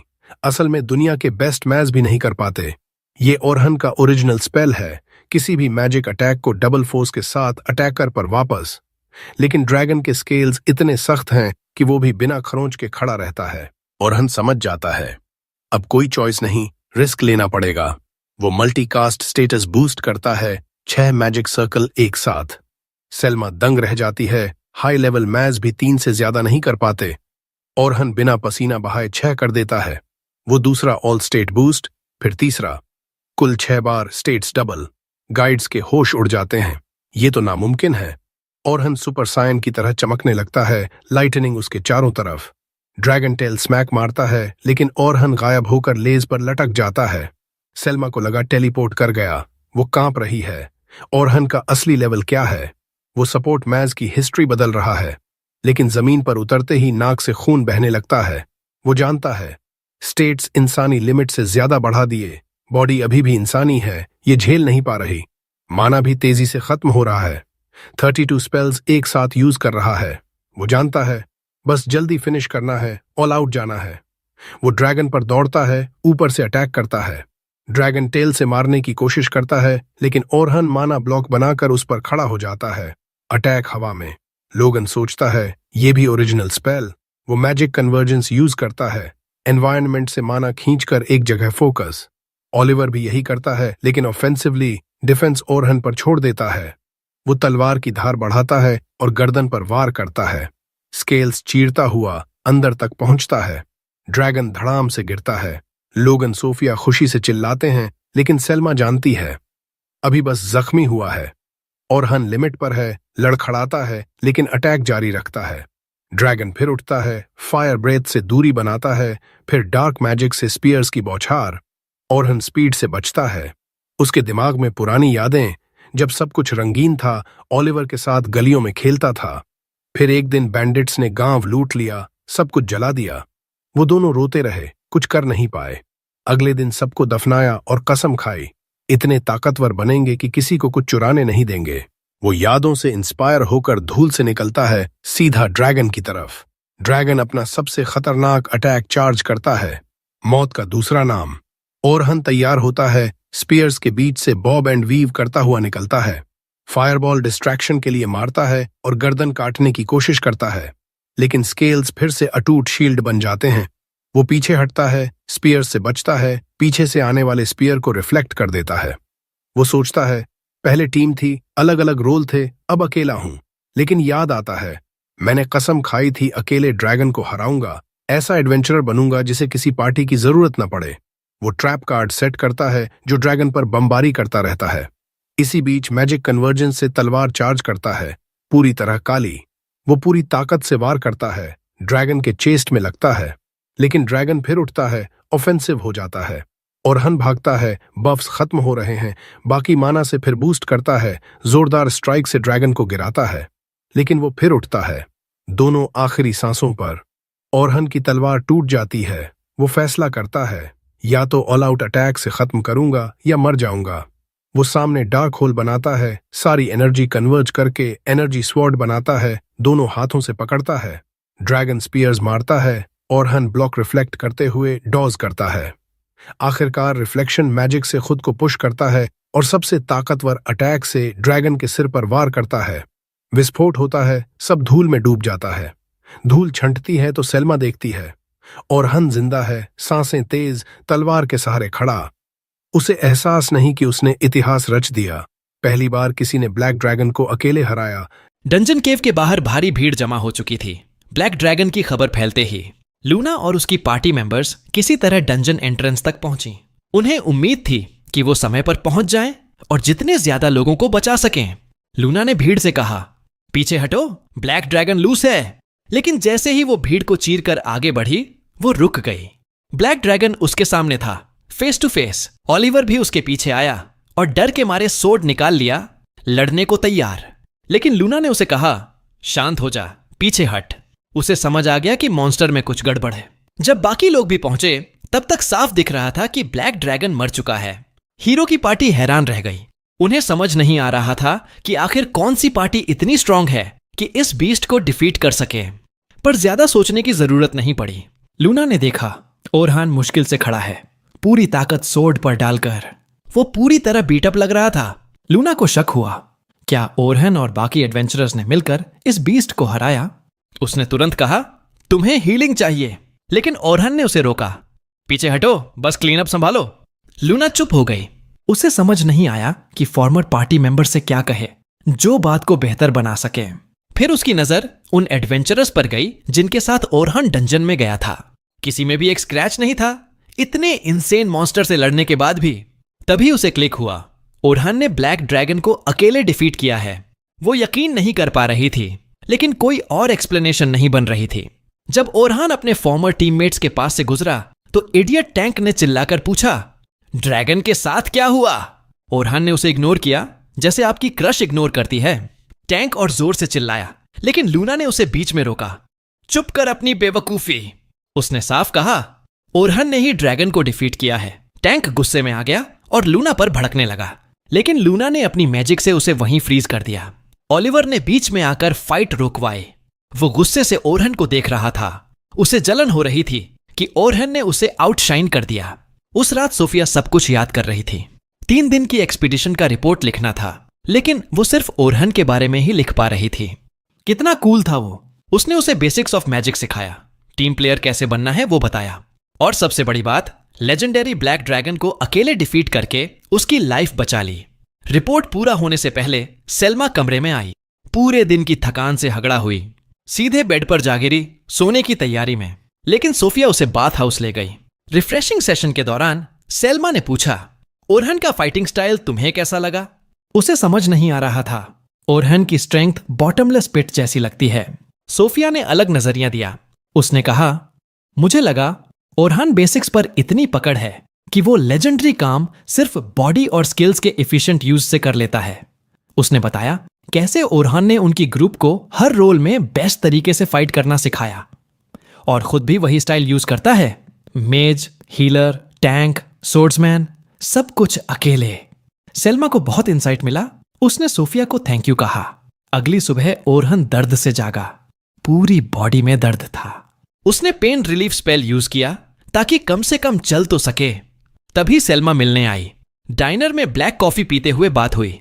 सेल्मा ने पूछा, अब कैसा फील कर रहे हो? ओरहान ने कहा, ठीक हूं। हालांकि वो ढेर सारे पेन किलर्स ले रहा था बेसिक काम करने के लिए। अचानक सेल्मा उठी और डीप बो किया। उसने थैंक यू कहा, अपनी लाइफ बचाने के लिए, रुकीज की लाइफ बचाने के लिए। एक्सपीडिशन सक्सेसफुल हुई, कोई कैजुअल्टी नहीं हुआ। ओरहान ने कहा, टेंशन मत लो, टीम एफर्ट था। सेल्मा ने पूछा, क्या तुम गिल्ड हाउस चलोगे? लीडर तुमसे बात करना चाहता है। ओरहान ने हां कर दी। एनीवे, उसके पास काम नहीं था। गिल्ड हाउस पहुंचे तो नर्डी लीडर सोफा पर बैठा था। सीधे मुद्दे पर आया, नाइट स्काई सिल्वर रैबिट्स में ज्वाइन करना चाहोगे?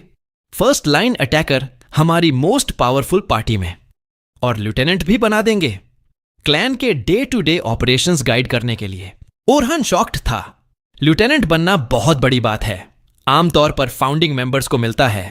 किसी ने भी तुरंत हां कह दी होती, लेकिन ओरहान ऐसा नहीं था। उसने कहा, कुछ समय 2 सोचने के लिए। लीडर ने हैप्पीली ग्रांट कर दिया। वापस आते हुए ओरहान सोच रहा था, दुनिया के बेस्ट क्लैंस में से एक उसे अपनी बेस्ट पार्टी लीड करने और लीडर बनाने को तैयार है। उसने ओल्ड मैन से बात की जो उसका आर्मर बनाता है। ओल्ड मैन हंसा, इतना ईमो मत बनो। फिर एडवेंचरर्स गिल्ड से मीटिंग का कॉल आया। इंक्वायरी कमिटी बैठी थी।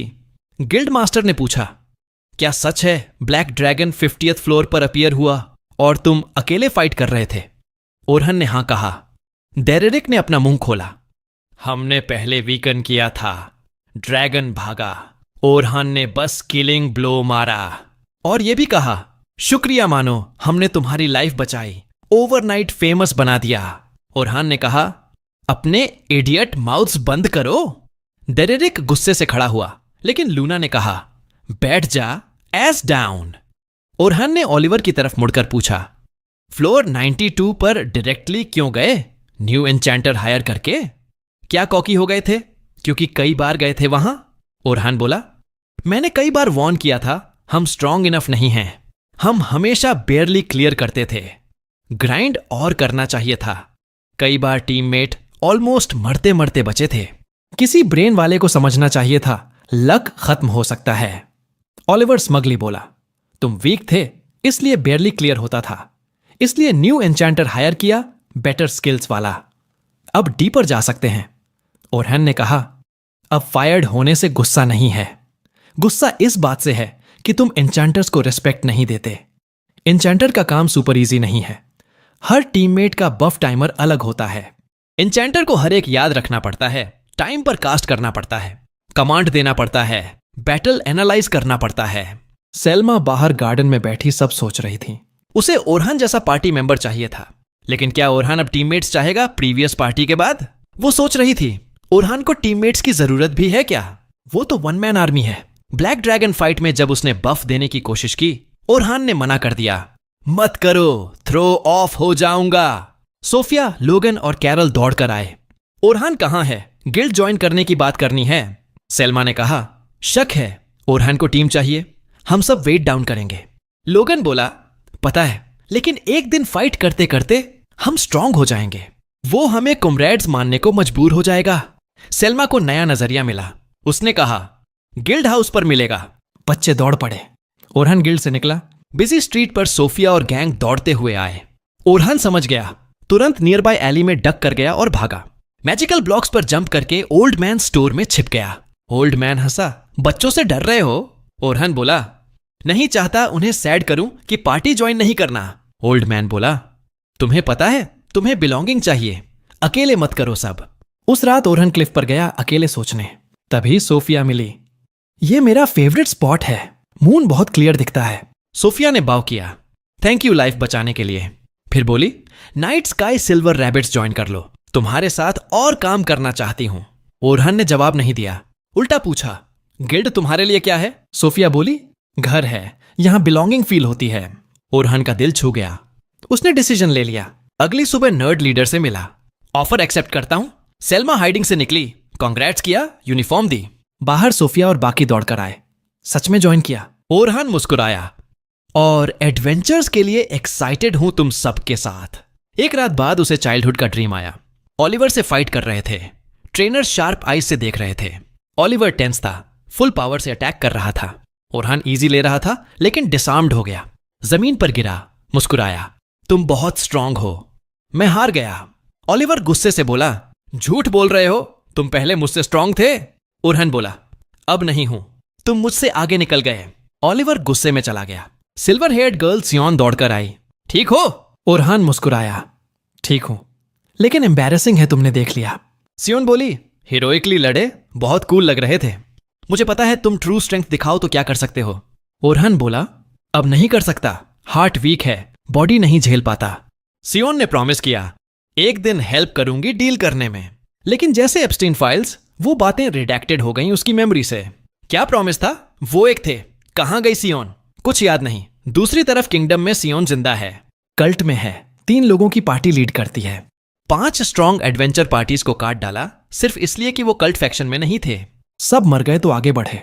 तभी व्हाइट रोब्स वाला आदमी आया। कल्ट लीडर्स को खबर मिली है, नॉर्दर्न किंगडम में अननोन गाय ने ब्लैक ड्रैगन अकेले डिफीट किया। जाओ, इन्वेस्टिगेट करो, कल्ट में लाने की कोशिश करो, रिफ्यूज करे तो इमीडिएटली किल कर दो। सियोन सोचने लगी, ओलिवर तो फेमस है, अननोन नहीं हो सकता। फिर कौन? लेकिन मैटर नहीं करता, अगर अपोज करेगा तो किल कर दूंगी। और वो अपनी पार्टी के साथ मूव करने लगी। उत्तर की ओर के किंगडम की तरफ जा रही है, ये जानते हुए भी नहीं कि जिसे मारने जा रही है वो कोई और नहीं बल्कि उसका बचपन का दोस्त ओरहान है। उसकी पार्टी में पिंक हेयर्ड लड़का कहता है कि नॉर्दर्न किंगडम अभी भी चर्च के कंट्रोल में है, इसलिए बहुत सावधान रहना पड़ेगा। अगर पकड़े गए तो ज्यादातर डंजन में डाल दिए जाएंगे। हीरो मानती है कि चुप रहना होगा और अंडरकवर रहना होगा, लेकिन साथ ही इस मिशन को लेकर उसे अजीब सी फीलिंग हो रही है। वो चाहती है कि ये जल्दी खत्म हो जाए। वो उस हिस्से में जाना ही नहीं चाहती। बात ये निकलती है कि बचपन में वो ओरहान से प्यार करती थी। चर्च के बूढ़ों ने उसे इतना स्ट्रेस दिया कि उसने खुद को खत्म कर लिया, ऐसा उसे बताया गया था। जब ये खबर मिली तो उसका दिल जम गया। उसने ओरहान से जो वादे किए थे, हमेशा साथ रहेंगे, हमेशा साथ लड़ेंगे, सब याद आए। उस दिन वो बहुत रोई, इतना गुस्सा आया कि खून ठंडा पड़ गया। उस दिन के बाद वो कभी पहले जैसी नहीं रही। तब से उसने ठान लिया कि चर्च और उसके लोगों को बर्बाद करके रहेगी, जिन्होंने ओरहान को मौत की ओर धकेला। दूसरी तरफ ओरहन नाइट सिल्वर रैबिट्स के सीनियर मेंबर्स की मीटिंग में है। नर्ड फोर आइड लीडर सबको इंट्रोड्यूस करता है और कहता है कि ओरहन की वजह से एक्सपीडिशन सक्सेसफुल हुआ। वो अकेला ब्लैक ड्रैगन को मारकर सब रुकीज और गाइड्स को बचा लाया। लीडर कहता है कि वो ओरहन की एबिलिटी पर भरोसा करता है, इसलिए उसे लेफ्टिनेंट का रैंक दे रहा है, ऑल्बर्ट की जगह, जो पिछले साल उसी ड्रैगन से लड़ते हुए मर गया। कहता है अगर किसी को प्रॉब्लम है तो अब बोल लो। एक बूढ़ा आदमी बोलता है कि उसे ओरहन से लेफ्टिनेंट बनने में कोई दिक्कत नहीं, लेकिन पूछता है क्या ओरहन को पता है लेफ्टिनेंट बनने का मतलब क्या होता है? क्या वो सही डिसीजन ले पाएगा? लेफ्टिनेंट बनने के बाद सिर्फ अपनी जान नहीं, पार्टी मेंबर्स की जान भी उसकी जिम्मेदारी होगी। क्लैन से बहुत सारी लाइव्स जुड़ी हैं। क्लैन मेंबर्स के लिए तो क्लैन ही सब कुछ है, इसलिए डिसीजन हमेशा क्लैन के फायदे में लेना चाहिए, चाहे खुद को कितनी भी तकलीफें हो।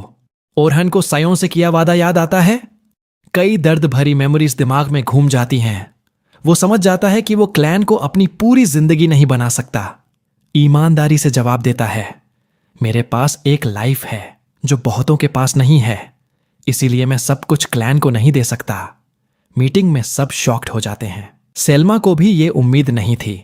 बूढ़ा गुस्से में चिल्लाता है, क्या तुझे पता है ये बात तुझे क्लैन मेंबर होने के लायक भी नहीं छोड़ती? लेफ्टिनेंट की तो बात ही छोड़। फिर पूछता है, तू यहां क्या कर रहा है? ओरहन कहता है, मैं यहां इसलिए हूं क्योंकि मैं उन सबको प्रोटेक्ट करूंगा जिनकी मुझे परवाह है। सेल्मा समझ जाती है कि ओरहन को क्लैन से मतलब नहीं, क्लैन के मेंबर्स से मतलब है। बूढ़ा अभी भी कंफ्यूज्ड है। ओरहन साफ साफ कहता है, मैं अपने कॉमरेड्स को प्रोटेक्ट करने के लिए सब कुछ करूंगा, बस इतना ही प्रॉमिस कर सकता हूं। Nothing more, nothing less. बूढ़ा आखिरकार मान जाता है। नर्ड वोट लेता है जो ओरहन को लेफ्टिनेंट बनाने से ओके हैं। लैंडस्लाइड विक्ट्री होती है। ओरहन अब नाइट सिल्वर रैबिट्स का लेफ्टिनेंट बन जाता है। सेल्मा उसे कॉरिडोर से गुजारकर फर्स्ट यूनिट के पास ले जाती है, लेकिन रास्ते में एक लड़की पीछे से सेल्मा को बुलाती है। कहती है न्यू लेफ्टिनेंट से बात करनी है। सेल्मा मुस्कुराती है और इंट्रोड्यूस करती है, ये स्टेला है, मैनेजमेंट डिवीजन में है। स्टेला पूछती है, क्या तुम दूसरों को सिखाने में अच्छे हो? एक नई पार्टी है जिसकी मदद चाहिए। सेल्मा कहती है, अच्छा आइडिया है। ओरहन पूछता है, यूनिट 1 को प्रॉब्लम तो नहीं होगी? सेल्मा कहती है, टेंशन मत ले, हीरोज पार्टी की तुलना में तुझे बहुत फ्री टाइम मिलेगा। स्टेला कहती है, मटेरियल्स भेज दूंगी, और भाग जाती है। सेल्मा उसे एक रूम में ले जाती है जहां फर्स्ट यूनिट मिलती है। सब टेबल के चारों तरफ बैठते हैं। ब्लू हेयर्ड गर्ल पहले इंट्रोड्यूस होती है, मैं रेन हूं, मेज हूं। हीरो नोटिस करता है कि पार्टी में सबसे बड़ी उम्र की है, लेकिन उसमें कोई खास बात नहीं दिखती। रेन इनसिक्योर हो जाती है। फिर ब्लॉन्डी बोलती है, मेरा नाम ओटिस है, हीलर हूं। आखिरी में टॉल सिल्वर हेयर्ड लड़का, मेरा नाम विल है, डिफेंडर हूं और टैंक जैसा एक्ट करता हूं। आखिर में हीरो सेल्मा की तरफ देखता है। सेल्मा फिर से फॉर्मली इंट्रोड्यूस करती है, मैं सेल्मा हूं, एन्चेंटर और पार्टी लीडर। हीरो समझता है कि अब ये लोग उसके कॉमरेड्स इन आर्म्स हैं, लड़ेंगे उसके लिए, मरेंगे भी अगर जरूरत पड़ी। फॉर्मेलिटी के लिए वो भी खड़ा होता है। कहता है, मैं ओरहन हूं, फ्रंटलाइन अटैकर हूं। विल मुस्कुराता है और कहता है, एल्बर्ट के जाने के बाद मैं अटैकर का रोल फिल कर रहा था, लेकिन अच्छा नहीं हूं उसमें। सेल्मा कहती है, इतना फॉर्मल मत हो, रिलैक्स कर। लेकिन विल बैठने से पहले पूछता है, ब्लैक ड्रैगन को कैसे मारा? सेल्मा देखती है ओरहन कंफर्टेबल नहीं है। कहती है, अगर नहीं बताना चाहते तो मत बताओ। ओरहन कहता है, पार्टी मेंबर्स को पता होना चाहिए ताकि सेम पेज पर रहें। कि वो एक्सप्लेन करता है। कहता है, ड्रैगन को अकेले मार पाया क्योंकि 2 ओरिजिनल स्पेल बनाए थे। रेन शॉक्ड हो जाती है कि ओरिजिनल स्पेल्स बनाए हैं। ओरहन आगे बताता है, पहला स्पेल है इम्पैक्ट, जो किसी भी इक्विपमेंट या मैजिक का इफेक्ट 100 गुना बढ़ा देता है। दूसरा स्पेल बफ्स को मल्टीपल टाइम्स बूस्ट करता है। ड्रैगन फाइट में अपने बफ्स को 32 बार मल्टीप्लाई किया था। रेन और ओटिस दोनों शॉक्ड। कहते हैं, ये स्पेल तो किसी के सामने भी ह्यूज एडवांटेज देगा। ओरहन कहता है, ये स्पेल सिर्फ खुद पर यूज कर सकता हूं। यूजर पर स्ट्रेस बहुत ज्यादा है, लंबे समय तक नहीं सस्टेन कर पाता। ड्रैगन फाइट भी लंबी चली और अंत में हालत बहुत खराब हो गई थी। ओटिस पूछती है, इतना स्ट्रांग हो तो किसी भी रोल में फिट हो सकते हो। ओरहन बताता है, एडवांस्ड मैजिक यूज नहीं कर पाता, चाहे कितना भी कोशिश कर लूं। सिर्फ मिड रैंक्ड मैजिक ही आता है। सब हैरान। सेल्मा पूछती है, कैसे पॉसिबल है? तुम तो इतना मैजिक जानते हो कि ओरिजिनल स्पेल्स बना लिए। ओरहन नीचे देखते हुए कहता है, मुझे भी नहीं पता क्यों एडवांस्ड मैजिक नहीं आता, लेकिन ओरिजिनल स्पेल्स इस कमी को कवर कर देते हैं, इसलिए बेकार नहीं हूं। सेल्मा कहती है जल्दी डंजन में जाएंगे ताकि टीम प्रैक्टिस हो और ग्रूव में आ जाए। ओरहन कहता है पहले सोर्ड चाहिए। रेन सरप्राइज्ड, अभी तक नया सोर्ड ऑर्डर नहीं किया, कई दिन लगेंगे बनाने में। ओरहन कहता है of the shelf sword he use करता हूं, स्टोर में जाकर खरीद लूंगा। सब shocked, dragon slayer newbie adventurers वाली सोर्ड यूज करता है, कस्टम नहीं। सब उसे क्लैन के ब्लैकस्मिथ के पास खींच ले जाते हैं। ब्लैकस्मिथ कहता है ओरहन जैसे कैलिबर के लिए डीपेस्ट डंजन लेयर से आइटम चाहिए। ओरहन कहता है टेंशन मत लो, कुछ आर्टिफैक्ट्स निकालता है डीप डंजन से लिए हुए, जिसमें ब्लैक ड्रैगन की स्केल भी है। पूरी पार्टी फ्रीज हो जाती है। ओरहन को रियलाइज होता है गलती हो गई, पुराना जख्म खुल गया। उन्हें याद आ गया कि ब्लैक ड्रैगन ने उन्हें हराया था और डियर पार्टी मेंबर खोया था। ओरहन माफी मांगने लगता है। रेन पीटीएसडी से रिकवर होती है और कहती है ब्लैक ड्रैगन स्केल से सोर्ड बनेगा जो ड्रैगन स्लेयर के लायक होगा। कुछ दिन बीतते हैं। सेल्मा एक सुबह टीम मीटिंग बुलाती है। एक क्वेस्ट मिला है, सब बैठते हैं। ओरहन को अजीब लगता है, फिर से पार्टी के साथ डंजन डाइविंग करने वाला है। सोलो जाने का फैसला इतने लंबे समय से था कि ये फीलिंग भूल ही गया था। सेल्मा मीटिंग शुरू करती है। एडवेंचर मैनेजमेंट डिवीजन ने नॉक्शस शीप पेल्ट कलेक्ट करने का टास्क दिया है। 86th फ्लोर पर जाएंगे, टीम वर्क प्रैक्टिस भी हो जाएगी। ओरहन मन ही मन कसम खाता है कि इस पार्टी को 94th लेवल से आगे ले जाएगा ताकि वे प्राउडली हीरोज पार्टी के इक्वल कहला सकें। थोड़ी देर बाद वे 86th फ्लोर पर पहुंचते हैं, जो लोअर डंजन्स का हिस्सा है। खूबसूरत सीनरी देखकर एडवेंचरर्स रिलैक्स हो जाते हैं, लेकिन यही लेवल बहुत डेंजरस है, गार्ड डाउन नहीं करना। सेल्मा कहती है सीनरी में मत खोना, यहां अर्थ ड्रैगन्स बहुत हैं, बहुत परेशान करते हैं। हमारा मेन गोल है ओरहन के साथ टीम वर्क प्रैक्टिस करना। सेल्मा बेसिक रोल्स बताती है। विल मॉन्स्टर का अटेंशन जितना हो सके पकड़े रखेगा। रेन पीछे से एक्सप्लोसिव मैजिक से अटैक करेगी। ओटिस अटैक में ज्वाइन करेगी और हीलिंग मैजिक हमेशा रेडी रखेगी। सेल्मा सबको बफ देगी, ऑर्डर्स देगी। ओरहन फ्रंटलाइन अटैकर होगा, सबसे ज्यादा डैमेज देगा। ओटिस ओरहन से कहती है तुम तो अकेले सब मॉन्स्टर्स हैंडल कर सकते हो। विल भी कहता है कहीं हम रास्ते में ना आ जाएं। सेल्मा ओरहन से कहती है अगर लगता है अकेले अटैक करना बेहतर होगा तो मुझे कोई प्रॉब्लम नहीं। ओरहन तुरंत कहता है मैं इस टीम का हिस्सा हूं, तुम्हारे सारे ऑर्डर्स फॉलो करूंगा। आज का मेन गोल है टीम बनकर काम करना सीखना, सिनर्जाइज करना है। सेल्मा रियलाइज करती है कि उसका सजेशन बहुत डम था, लेकिन इतना सोचते ही एक जायंट फायरबॉल उनकी तरफ आता है। सेल्मा स्पेस्ड आउट है, मूव भी नहीं करती। ओरहन बहुत तेजी से डॉज करता है और डिफेंसिव वॉल बनाकर सारे टीममेट्स को बचा लेता है। वो तुरंत समझ जाता है अर्थ ड्रैगन का काम है, लेकिन ड्रैगन दिख नहीं रहा। ओटिस आगे आती है, वरी मत करो, मैं हैंडल करूंगी। मेरे पास मैजिक ट्रैकिंग एबिलिटी है।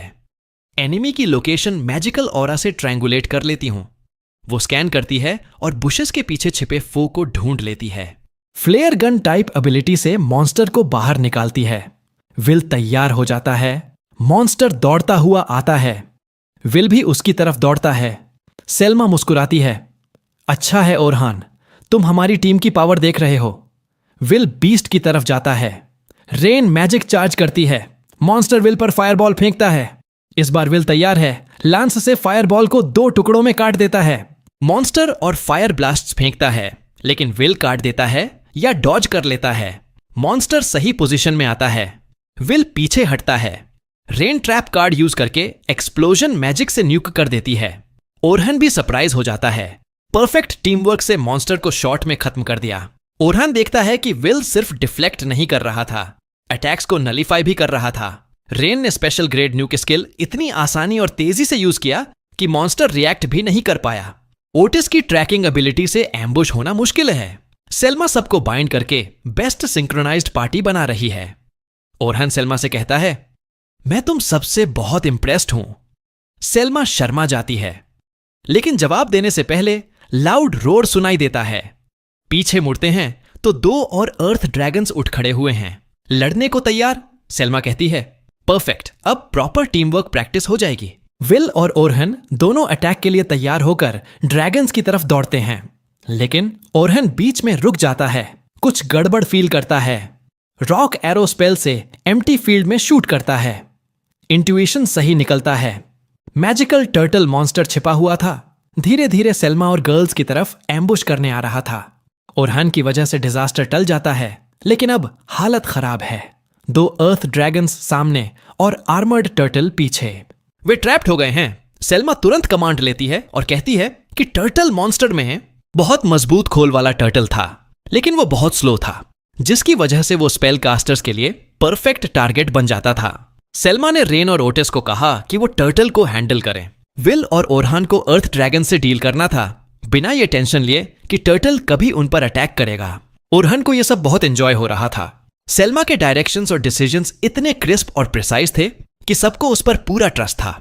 वो फॉलो करने लायक थी। ड्रैगन्स ओरहान की तरफ दौड़ने लगे और फायरबॉल्स छोड़ने लगे, लेकिन विल बीच में खड़ा हो गया, जैसे इम्पेनिट्रेबल वॉल हो। फायरबॉल्स को काटते हुए ड्रैगन्स को डिस्ट्रैक्ट करने लगा। ओरहान ने साइड से फ्लैंक करने का फैसला किया ताकि बेहतर एंगल मिले। ओरहान को एहसास हुआ कि यह पार्टी बिल्कुल वैसी चल रही है जैसे वो हीरो की पार्टी को चलाना चाहता था, लेकिन वो लोग ऑर्डर्स फॉलो करने में बहुत लेजी थे। वो पोजीशन में आ गया, अपनी मैजिकल बफ्स लगाई शार्पनेस और स्ट्रेंथ बढ़ाने के लिए, और ऑर्डर्स का इंतजार करने लगा।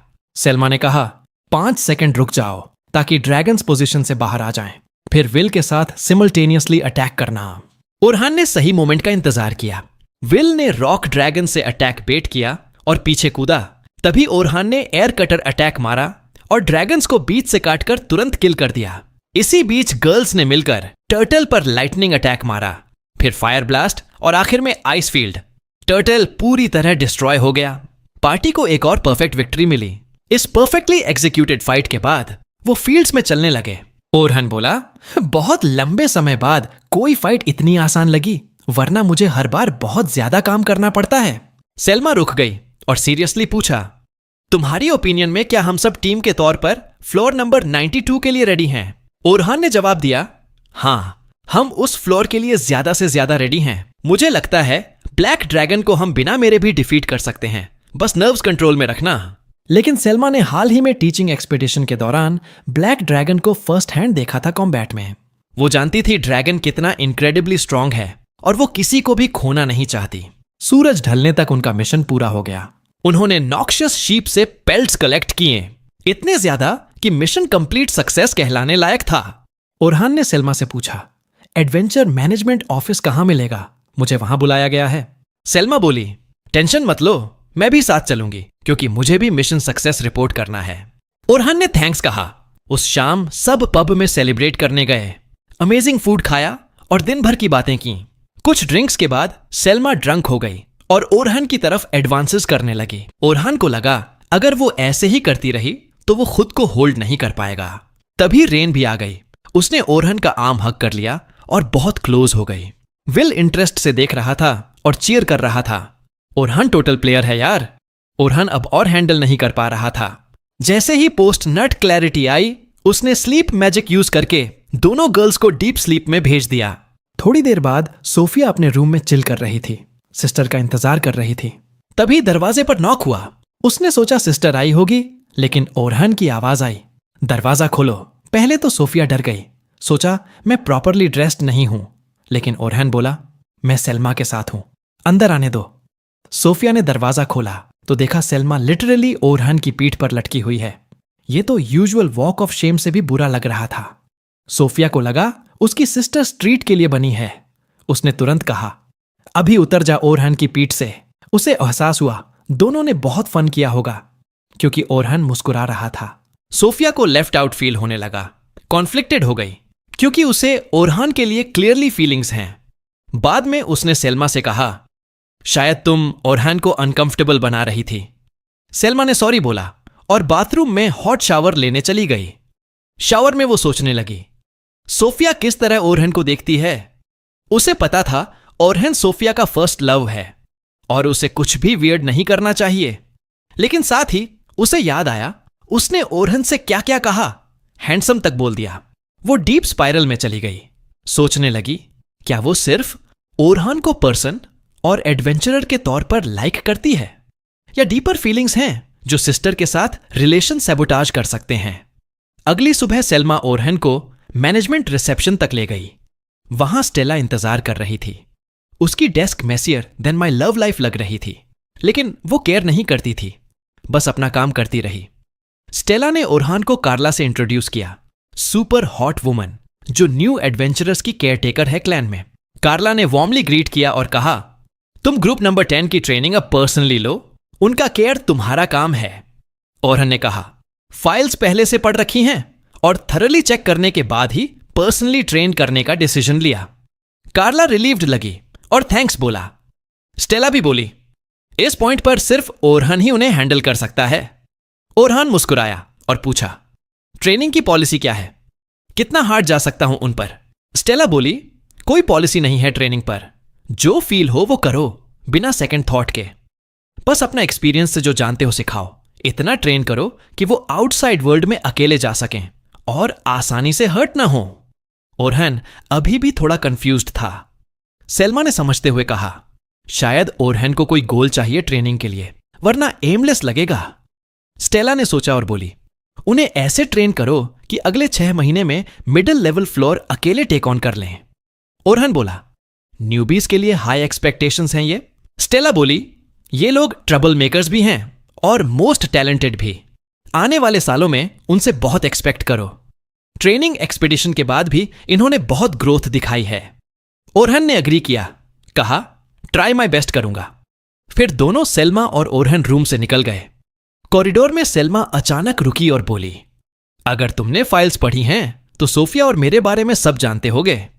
ओरहान थोड़ा अनईजी नीचे देखकर नॉड कर दिया। सेल्मा की आंखों में सैडनेस आई।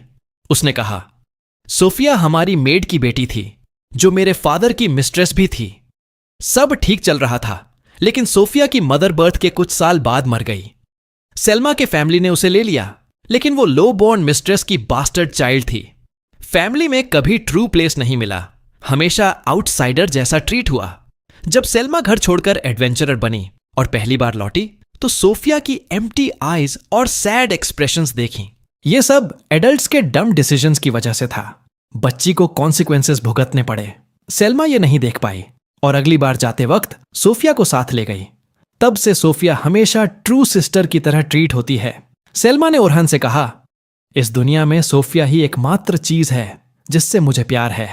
मैं चाहती हूं वो सक्सेसफुल एडवेंचरर बने, नो मैटर वॉट। ओरहान ने प्रॉमिस किया, मैं उसका केयर करूंगा। फिर सेल्मा को गुड बाय कहा और ट्रेनिंग रूम में गया। वहां ग्रुप 10 के तीनों प्यूपिल्स ईगरली इंतजार कर रहे थे। वे सब उसे घेर कर ग्रीटिंग्स करने लगे। ओरहान ने काम किया और सामने बैठकर बोला, अब से तुम्हारी ट्रेनिंग मैं पर्सनली लूंगा। तीनों बहुत हैप्पी हो गए। कैरल बोली, तुम सुपर स्ट्रांग हो, सब कुछ कर सकते हो। ओरहान बोला, अभी भी बहुत कुछ सीखना है। सोफिया ने बीच में काटा, कैरल सही कह रही है, तुमने ब्लैक ड्रैगन को अकेले इजीली डिफीट किया था। ओरहान मुस्कुराया, उस फाइट को याद किया जिसमें वो कितना क्लोज था हारने के, लेकिन थॉट्स पुश अवे किए। उसने थैंक्स कहा और बोला, एक दिन तुम सबको भी ब्लैक ड्रैगन से डील करना पड़ेगा, इसलिए दिल लगाकर ट्रेन करो। उसने पेप टॉक दिया, तुम सब में बहुत पोटेंशियल है जो बाहर आना बाकी है। मुझे विश्वास है एक दिन तुम सब डंजन्स अकेले क्लियर कर लोगे। किड्स पंप्ड हो गए। थैंक्स बोला स्टूडेंट बनने के लिए। ओरहान मुस्कुराया और बोला, कुछ चीजें हमेशा माइंड में रखना। पहली, माइंड ओपन रखो, फ्लेक्सिबल रहो। प्लान के अकॉर्डिंग न चले तो भी इश्यू सॉल्व करने का रास्ता निकाल लो।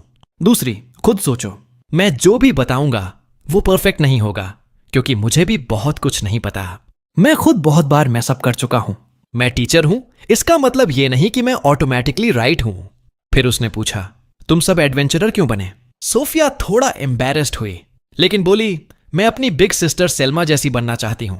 ग्रेट एडवेंचरर जो बिना किसी फियर के अपना डिसीजन ले सके। ओरहान बोला, मैं तुम्हें तुम्हारा ड्रीम ढूंढने में हेल्प करूंगा। फिर लोगन से पूछा। लोगन ऑनेस्टली बोला, मैं मनी के लिए कर रहा हूं। दोनों गर्ल्स शॉक्ड हो गईं, लेकिन ओरहान ने कंटिन्यू करने को कहा।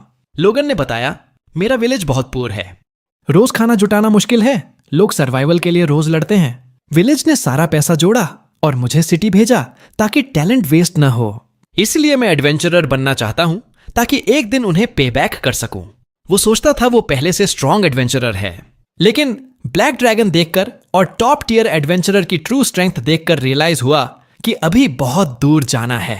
ओरहान बोला, मैं सब कुछ सिखाऊंगा, लेकिन तुम्हें भी फुल एफर्ट लगाना होगा ताकि विलेज की जनरॉसिटी को 10 फोल्ड पे बैक कर सको।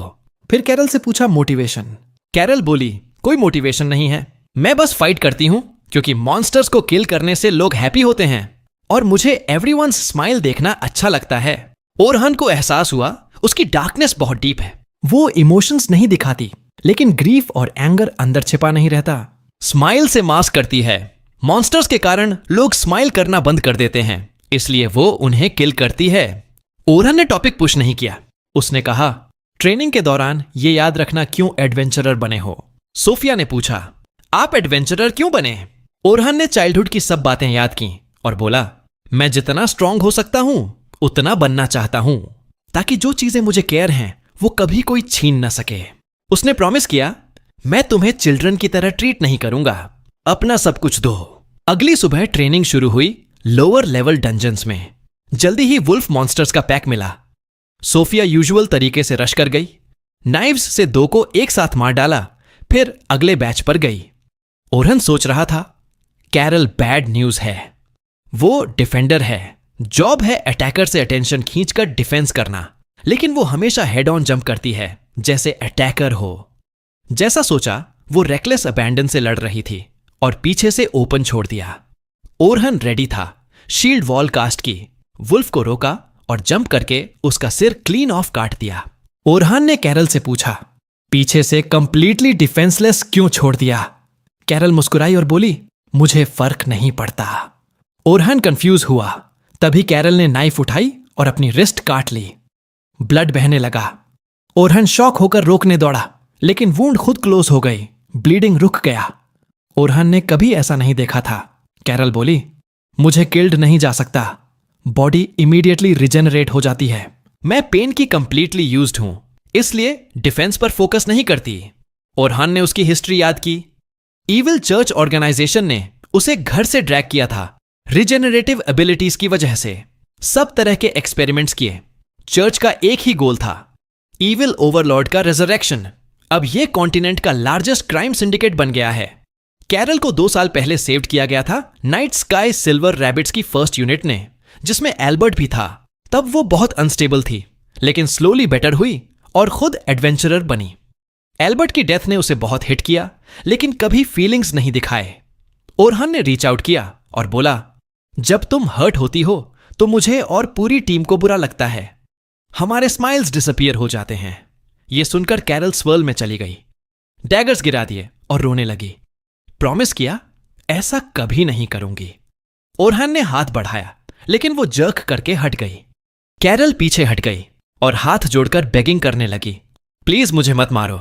यह देखकर ओरहन को बहुत गहरा झटका लगा। उसे एहसास हुआ इस लड़की ने कितना बड़ा ट्रॉमा झेला है। वो तुरंत आगे बढ़ा और कैरल को टाइट हग दे दिया। कैरल कंफ्यूज हो गई।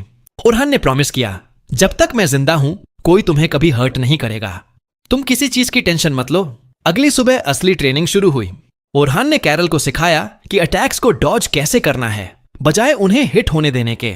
लोगन को स्पीयर थमाई गई ताकि वो ग्रुप में और वर्सेटाइल मेंबर बन सके। सोफिया को टास्क दिया गया 500 से बैकवर्ड्स काउंट करते हुए 3 अलग अलग स्पेल से सारे टारगेट्स हिट करना। अगले कुछ दिनों तक यही ट्रेनिंग सर्किट रिपीट होता रहा। अब लोगन की ट्रेनिंग विलर ले रहा था, क्योंकि वो स्पीयर में ओरहन से बेहतर था। ओरहन खुद कैरल और सोफिया पर फोकस कर रहा था। दोनों हर दिन बेहतर और बेहतर हो रही थीं। ओरहान को आखिरकार लगने लगा कि उनकी बेसिक ट्रेनिंग पूरी हो गई है। उसने अनाउंस किया, तुम सब बेसिक ट्रेनिंग पास कर चुके हो, अब नेक्स्ट लेवल पर जाओगे, जो पहले से कहीं ज्यादा हार्ड होगा। लेकिन मुझे तुम सब पर बहुत हाई होप्स हैं। किड्स खुशी से सेलिब्रेट करने लगे। तभी रेन ट्रेनिंग रूम में आई और ओरहान से बोली, ब्लैकस्मिथ से मिलने चलो, तुम्हारी सोर्ड रेडी है। ओरहान एक्साइटेड होकर ब्लैकस्मिथ के पास गया। ब्लैकस्मिथ ने उसे स्लीक सोर्ड थमा दी। जैसे ही ओरहान ने सोर्ड हाथ में ली, लगा जैसे ये परफेक्टली उसके लिए मोल्डेड की गई हो। Perfect angle, perfect weight, perfect feel. उसने मन ही मन प्रॉमिस किया, इस सोर्ड की मदद से मैं इंश्योर करूंगा कि मेरे कोई भी कॉमरेड कभी हर्ट न हो। लेकिन उसे पता नहीं था कि आगे कॉर्नर पर क्या इंतजार कर रहा है। और यहीं ये वीडियो खत्म होता है। चैनल को लाइक और सब्सक्राइब करना मत भूलना। वॉचिंग के लिए थैंक्स। नेक्स्ट टाइम मिलते हैं।